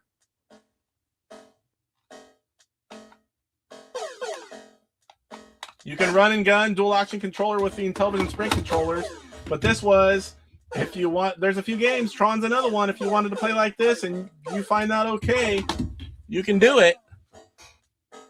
What else we got? All right, so you don't want to, you want to switch it up, you just simply unplug it. Okay, so next up, I think I still have it here. Yes, I do. Let me catch up with chat here. We'll move on to one more thing to show you guys if you haven't seen it. Yeah, Michelle left an hour ago. If you guys haven't seen it, here is a good one of Michelle.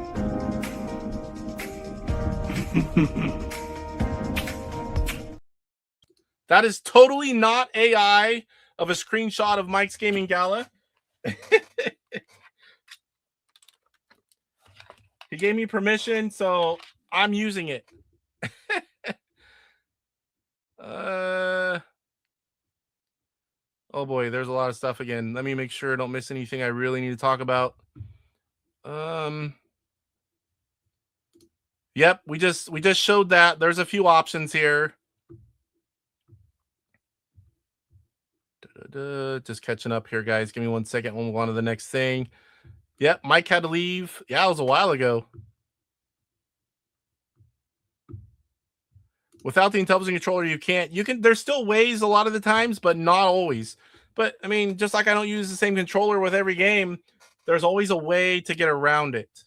Since you're using an Xbox controller, does that mean you're able to play Forza? Not on Intellivision, but I've played every version of Forza. I love Forza. I am a racing guy. I grew up racing karts, go-karts, and I've raced up to a national level. I have raced lower tiers like local NASCAR type stuff. I've had my NASCAR license. Nowhere big time stuff. It sounds bigger than it is, but I've raced slot cars. I'll race anything. I love racing video games, but my best years were kart racing on a fairly high level. I did that with my father. Lots of good memories there. Some games you can. Did not do it all with a 360 controller. Some games you can, not all of them. So what I showed was if the game needs buttons pushed or like the run and gun thing, there's lots of choices. Whatever you like to do, that works. Good Lord. Welcome to another video. That's unfortunately a wise man, or that's unfortunate, a wise man said. Intellivision Gamer, Grand Central Station for Sprint info. Thanks, Casey. Well, thanks for watching, sir. I appreciate you. Yeah, thanks, Corey. This 3-hour stream is just flying by. What time are you going on, sir? I knew this was going to be a long one with the Sprint thing. Forza on it. That I want to see. There are some racing games. Yeah, I don't know what you're talking about here. This is all Casey's fault! I won't say blob. Mr. Baseman, what's going on? All right, so the next thing I wanted to show you guys. Keyboard. I stole my son's gaming PC keyboard. And we're going to plug it into the same spot. I have not tried port 2, but I know port 1 works. So right away, you're going to see, plug it in. There you go. It's moving the menu with the arrow keys. There might be other keys that do it. I haven't sat here and pressed every single key. So we are going to load up Astro Smash. think it was enter. Enter loaded the game. And now the keypad numbers work for this. I'm stepping on the mail call. So 1, 2, 3 here. Those are like, and obviously it's reverse. They're on top on your controller. They're on the bottom here. But you're going to see auto fire, remove auto fire, and hyperspace are going to be here. And you can also shoot, I think it's with enter. So now I'm moving in here with the keyboard. And you can see here the controller still works as well. So shift is fire. Enter was to enter the game. Shift might work as well. Shift is fire. You can sit here and push it a bunch. Or you can push 1. And now I've got auto fire on. And I could just sit here like this and hold my other hand on hyperspace. So if you're a guy that likes a keyboard, or we get the key set up for the ECS games, this is why I told Ben, it's already there. It already works. I can play regular games. We just need to get it working on the ECS games if that's possible, which I think it should be. Let me switch that other screen now that you guys have seen it for a little bit. Back and forth is actually quite nice on a keyboard. Not all games what I want to play on a keyboard, but this is one of them that I don't mind. All right. I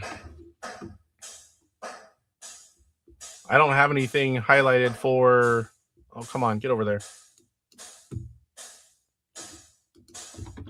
I don't have anything for the Sprint World yet. I think that was all I was going to show you. I was going to show you guys the CX78 controller, but I didn't open up my 7800 console, my 7800 Plus console, and take it out. Plus, I probably had to charge it. I haven't used one of those yet, the controller, but I'll show you that probably next week. I'll have it out and charged, and we'll hook it up. I doubt many people are going to want to play with that controller, but it's nice to know you have options. I also want to try some other USB dongle type controllers, 2.4 gigahertz, maybe 8-bit DOE. I have to look into it. And I'll definitely be reporting stuff that doesn't work, stuff that does work. So I'm looking forward to all that. Keyboard will be useful for, yes, FPS games. Oh, Mr. Baseman literally beat Blob Saturday. I was howling. Did you tell Chuck? What happens when the kid wants his keyboard back? Well, that'll be soon. I have other keyboards, but that one was the first one I found. He doesn't get on the PC all the time, and he won't miss it for a little bit. I used it just recently to make the video, and then also for this live stream. I stole it again. My throat. I'm getting sick. For those of you guys that weren't here early on, my kids are sick. I'm all nasally. My throat feels weird. Now I've been talking so long, my voice is starting to go. Looking forward to playing Tron again. Used to play with my dad. I love the Tron games. They all work, of course. I'm sure everyone knows that by now. But yeah, I sideloaded a lot of stuff. This right now. That's the other thing. So there was the other thing I showed you guys on your USB stick. If you take the update, you unpack it. You take the ROMs folder and you put homebrew games or other original 125 games in there, and then you zip it back up. Make sure it's named update.zip. Nothing else on the stick. You put it in the back marked USB port. Turn the console on. It'll do an update. It will load whatever games you put in that ROMs folder into the built-in carousel. And I wanted to show you guys that. I love dad stories because I have some early ones with my parents. And then none after that. None. I play some phone games with my mom. That's about it. Which one is it here? Oops. Dang it. Where did it go? Going through everything here. Oh, finally. There we go. Someone's accidentally calling on the family group text. FaceTime, we never do that. All right. So here you can see the menu thing. I don't think I need that.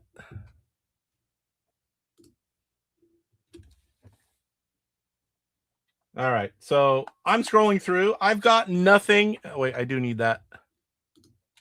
I'll show you guys that I have nothing except that keyboard plugged in. No USB stick. Take that off. And you're scrolling along, all the built-in 45 games. Bam! There's Operation Cloudfire, one of my favorite homebrew games. I only did one game to test because I didn't know what was going to happen. So here is Operation Cloudfire on the built-in carousel of the Sprint. And how I told you just a few moments ago, that's how you can do it. We don't know the limit yet. We don't know how much free space there is. We know all the games, everything on there takes a bit of space. Plus, they have the backup firmware on there, the operating system, whatever it is. I will be testing it. I'm hoping that at least the 125 fit for the people that wish to do it that way. But here's Cloudfire. I'll show you. I've got everything working there. The game loads just fine as well from in here, just like it does side loading. This is the game from the Intellivision Collector. Again, like I said earlier, this is one of my favorite games. I'll show you a quick glimpse. You got an intro.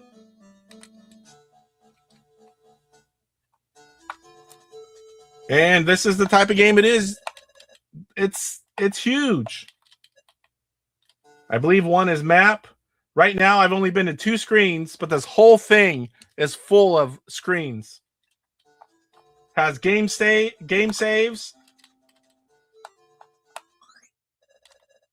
multiple endings. Again, it's from IntellivisionCollector.com. Highly recommend it. All right, where are we at here? I got a high score to show. This is impressive. So this is from Crash 7. Phoenix, 237,620. I cannot believe that anyone can get that high on that game. It is super hard. It took him hours to do that. I don't think I would ever be able to do that. I'm around 100,000 kind of a guy. Maybe if I kept playing it a bunch, get higher, but no way could I near that. Very impressive, Crash 7. Very impressive. All right, let's do mail call. This show's very long. Nothing too exciting. I have my Crash magazine. I get Crash, I get Next, I get Old School Gamer, I get Retro Gamer. And this just came today. I just bought a pack of these. They're 32 gigs each one, a 3-pack. I can have one just for updating and then 2 for side-loading ROMs for my Sprint. Probably get a few more. This is a kind of a funny thing. If you guys have been on the channel a long time, you know my wife had an enhancement a few months ago, and I did this. I had her open it. It's more of a gag thing than anything, but this is a mouse pad. Took her picture, and yes, they are not flat. It is real soft. It's a mouse pad for the mouse. It's support for your wrist, and she loved it. She was smiling. So we got the Boobs mouse pad. Next up, at PRGE, some versions of Home Run Super Pro Baseball did not come with the overlays by mistake. He was going to send me some. I wanted a second copy. Baseball is one of my favorite all-time games. So I said, hey, I'll just buy a second copy of Baseball from the store, put in my overlays that were missing and this one, and that'll make it easy. And so I got my second copy of Home Run Super Pro Baseball, and my overlays are in there. I think that's it for mail call. Not a big week. It's getting close to Christmas. I try to curb some spending. Notice I say try because I buy a lot of stuff. Oops. Oh yeah, it's on mail call. Sometimes I'm clicking on the wrong ones. Let me catch up here. Keyboard is how I test my games on the PC. Nice. It's great to have options. I mean, why not? If the keyboard, someone wants to use it, they can. Someone wants to use the original controllers, they can. You want to use an arcade stick, you can. Gamepad, every option's available, which is cool. Everyone can be happy. Deadly Disc is such a good, yes. Deadlier Discs is from David Harley. That one's even better. And if you're good at deadly discs, it doesn't take you hours to play. You can't last that long. Chris says, what happens when games need a config file? That's not covered by the outdated TARH post. So every game should have that config file. Some of the early games, there are generic files. I haven't done this myself. A lot of times they're numbered 1 through 9, and there's a chart that says this game needs that one. But if you download the original 125, there should always be a bin and a config. The INT files, sometimes I think that one comes out, but people didn't get the config file. INT files still need a config file. I'm almost 100% certain on that. But you can get the files from the PyRTO2. Those things are like 30 to 40 bucks. The early CDs have the ROMs where you can get them off the disc and all the files needed. There, if you Google, I mean, I can't point you to ROMs, and nobody seems to be caring about the original ROMs. Definitely don't share homebrew ROMs. That'll hurt us, believe me. Well, they'll stop selling them to us and giving them to us. But the original 125, you Google for them, you're going to find them. They're pretty much everywhere. I still think Chuck doesn't believe it's real. Oh, he knows. He just doesn't like it. I wish Intellivision had RC racing game like RC Pro. Man, I love RC Pro Am. Sorry, guys. My throat's getting bad. How far am I behind here? Oh, boy, that's a ways. Seems like most of the majority of games need a matching. Yes, they all pretty much do. Some of the early games get the information from the console, and those are generic ones, I think. But yeah, Casey has germs. Nothing bad, but I need to catch up with chat more. You guys are lively tonight. I never understood how to play Solar Sailor. I learned it a little bit, but I couldn't tell you. Yeah, we'll have to. I would go on Atari Age and ask or search Intellivision config files and ask somebody that's actually smart on such things, knows what to say. Sprint arrives tomorrow, says Steven. I'm so pumped. I'm pumped too, and I already have one. I got 2 more coming. Do you ever think we'll get full box art mods for side-loaded stuff? There are Atari Age posts. There are people posting stuff. Don't share homebrew stuff. Those guys are going to get pissed, and it'll be bad. But original 125, nobody seems to be caring about that. There are people sharing files. They have to be sized a certain way. Otherwise, your menu's going to stutter, and you don't want that. 250 games he thought would fit on the menu. None of it's been confirmed. None of it's been tested. Nobody's tried it yet. Maybe Cyrus, but I can't remember exactly what he did. 1 in 9 or 3 and 7 on games that use the internal files. A lot of homebrews will still use that. Some homebrews, it's a button. Check the overlay or just start pushing them. It's a single button. My stomach's growling now. I'm like hour and a half past my dinner time. Oh, you're laughing at that. Now we're to the part where I showed off the booby pad. Nice wrist rest. Yeah, I had her open it, and she blushed a little bit, and she's fine with all that kind of stuff. I was scrolling through Facebook one day and saw that. I'm like, oh, that's hilarious. I got to have that. It's going to be my game room mouse pad for up here. Intellivision homebrew scene is going to explode with the arrival of the Sprint. We've been talking about for a while behind the scenes. We knew this should happen. We'll see. Operation Shutdown. Whatever you do, don't get a mouse pad. Oh.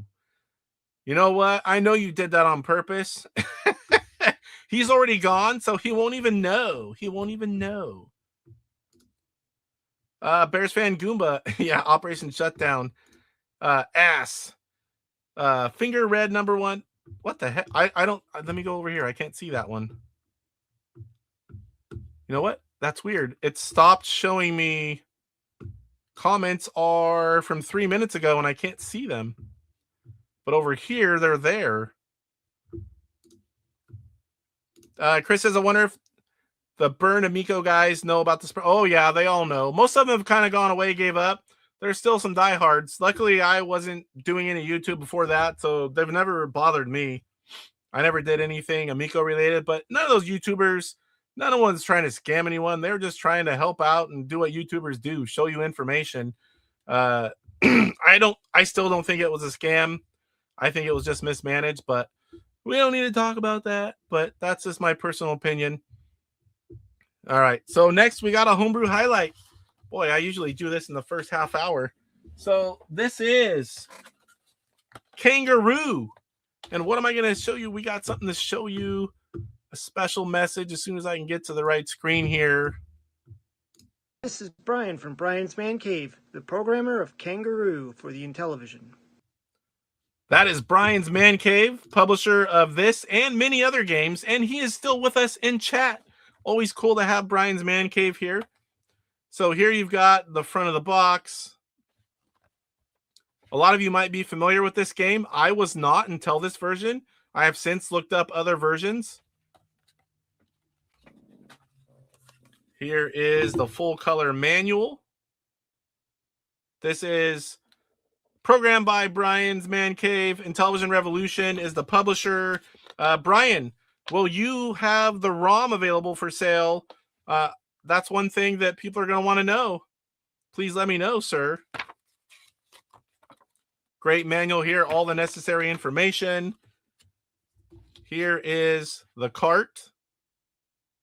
This is a new cart, not a recycled one.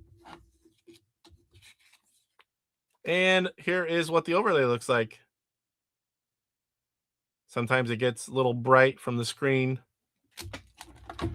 So I've got my Intellivision 2 console and the Sprint hooked up. Simultaneous. Just need to flick a button. And we'll show it to you. Oh boy. There we go. I'm like, I don't have that one ready for the original console.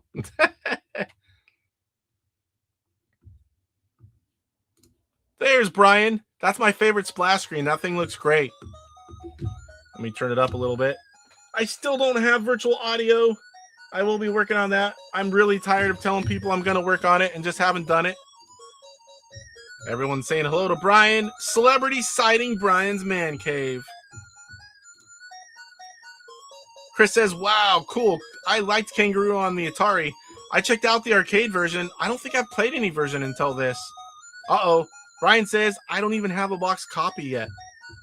And yes, there will be a ROM at some point. So, big question. Is that ROM going to be coming from Brian's Man Cave or Intellivision Revolution? I'm not sure, or both. I don't know. But tell people where to be looking for it, sir. All right. So now I'm playing on my Intellivision 2 controller. Skill level 1 because I'm not good at it. Number of players, 1 or 2. Now nobody be mad because I am not familiar with this game. I did play it for a few minutes. Oh, am I supposed to get all these? Oh, wrong way. I'm assuming time runs out here. One more to get. I punched them.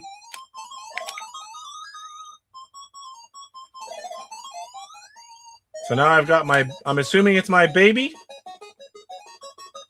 The ROM will come from Brian's Man Cave, guys. When you're looking for the ROM, you're going to want, is it briansmancave.com?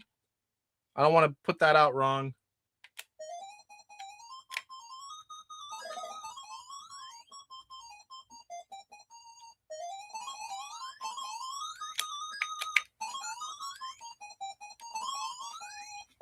Plays really well. Good job, Brian.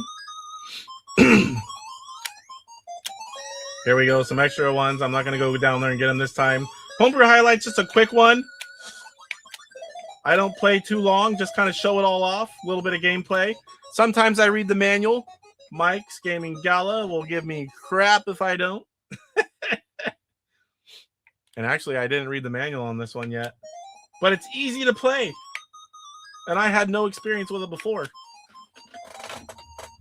All right. Turn it off there. Let me get back to the Sprint.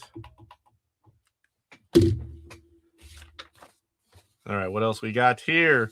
125 gameplay video update.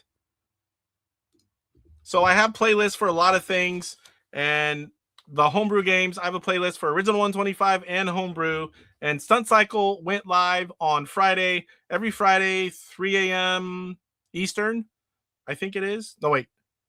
Yeah, 3 a.m. Eastern, something like that. On Friday, you're going to get a gameplay video. I've got them queued up into February. Stunt Cycle was this Friday. Royal Dealer, Original 125 game, will be this Friday. So definitely check out the playlist. If you're wondering what a game looks like, it's no talking, they're like 3 to 10 minutes ish, depending on the game and how long I can last. There's a joke for Poe. You're just going to see gameplay. You're going to see what it's like for that game. And I'm somewhere getting close to 100 on the homebrews. Eventually I'll have them all. It'll be a great resource just to go in and see what it looks like. Hey, someone told me this game's on Intellivision. Go check it out. See if it's right for you. You want to buy it. So check out the playlist. Let's go back and check out the poll. I haven't looked in a while. So the poll at the top is, what is your favorite sprint feature? I know I couldn't list them all, just 4. 52% after 69 votes. Wow. Side loading games is number 1 by far. 20% playing all modern homebrews. 16% HDMI output. And 12% using USB controllers.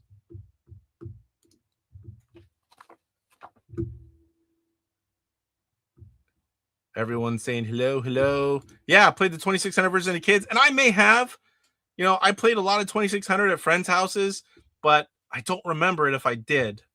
I mean, I was young, and that was a lot of games.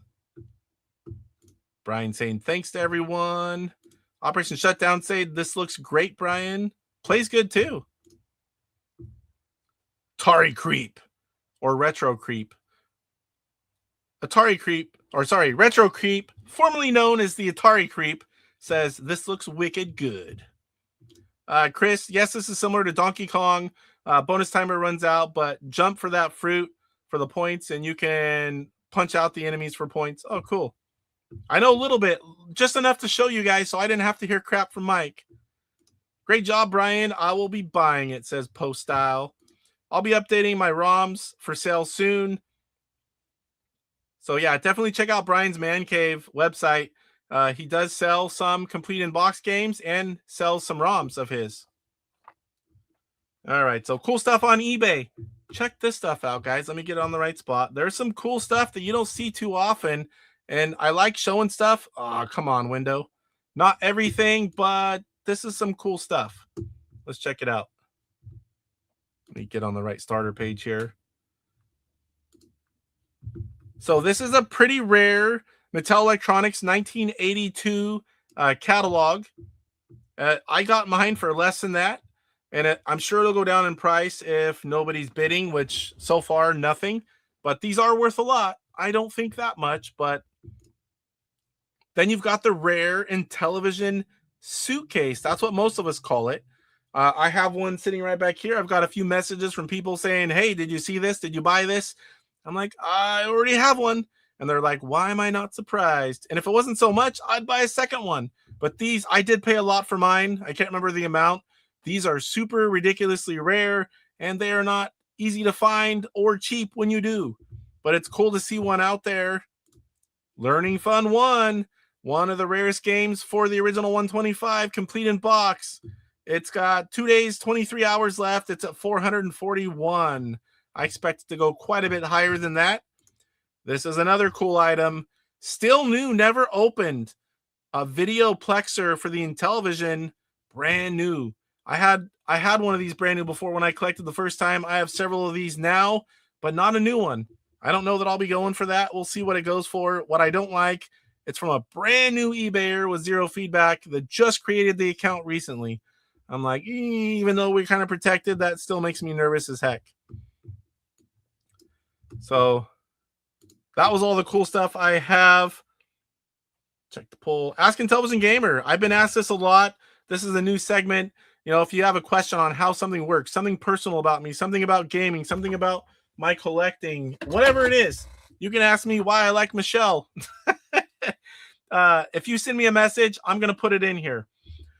This one is, will you be streaming with your Sprint now, or the original consoles?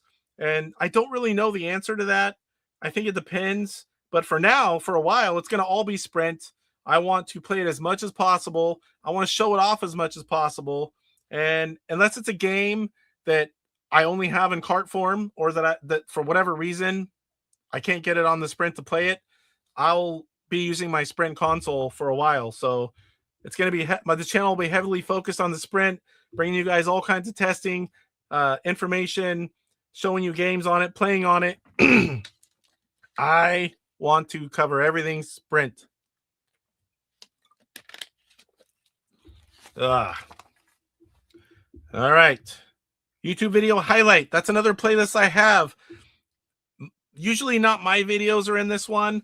If someone shows a cool way to do something on a console, or it's a really good video that goes into depth, like some of Mike's Gaming Gala's videos, a review, some cool commercial video that shows a bunch of commercials. If I think it's relative to Intellivision and cool, that I think you should spend your time to watch it, I put it in that. It's called YouTube Video Highlight Playlist, and they all stay in. I don't remove them.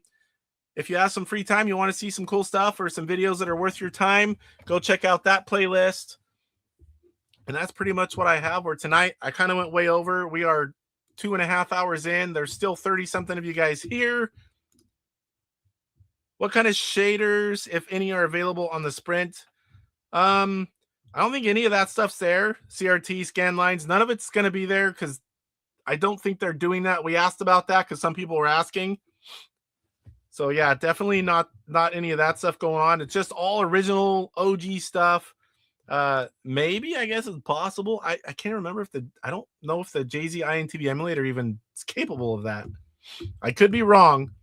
But right now, guys, DJC Game Studios, Astro Smashed. Let's go look it up real quick. And I'm going to send you guys a link. And you can just click it and go right to his stream. I hope he's already live. I'm sorry, DJC, for going late. Oh my gosh, there's him in bed. All right. Let me get it here. I can't do this. I wish I could just click and send you all there like a raid. But here you go. I will be there as well. Let's go check out Chuck's stream. It's the last Astro Smash show. Click and go. I thank you guys for being here. It was a fun show. And I'll see you guys next week. Rise up, get ready for the fight. The Intellivision gamer, shining so bright. Reviews and gameplay, he's got it all from classics to new. He stands tall, interviews and insights. He's on a mission, unleashing the power of Bradshaw intuition. He's got the knowledge, the passion untamed. Intellivision burning with the flame. YouTube's his stage, says brothers unite. Intellivision gamer, he brings the light with the game console. He's making history, rocking the world with your nostalgia spring.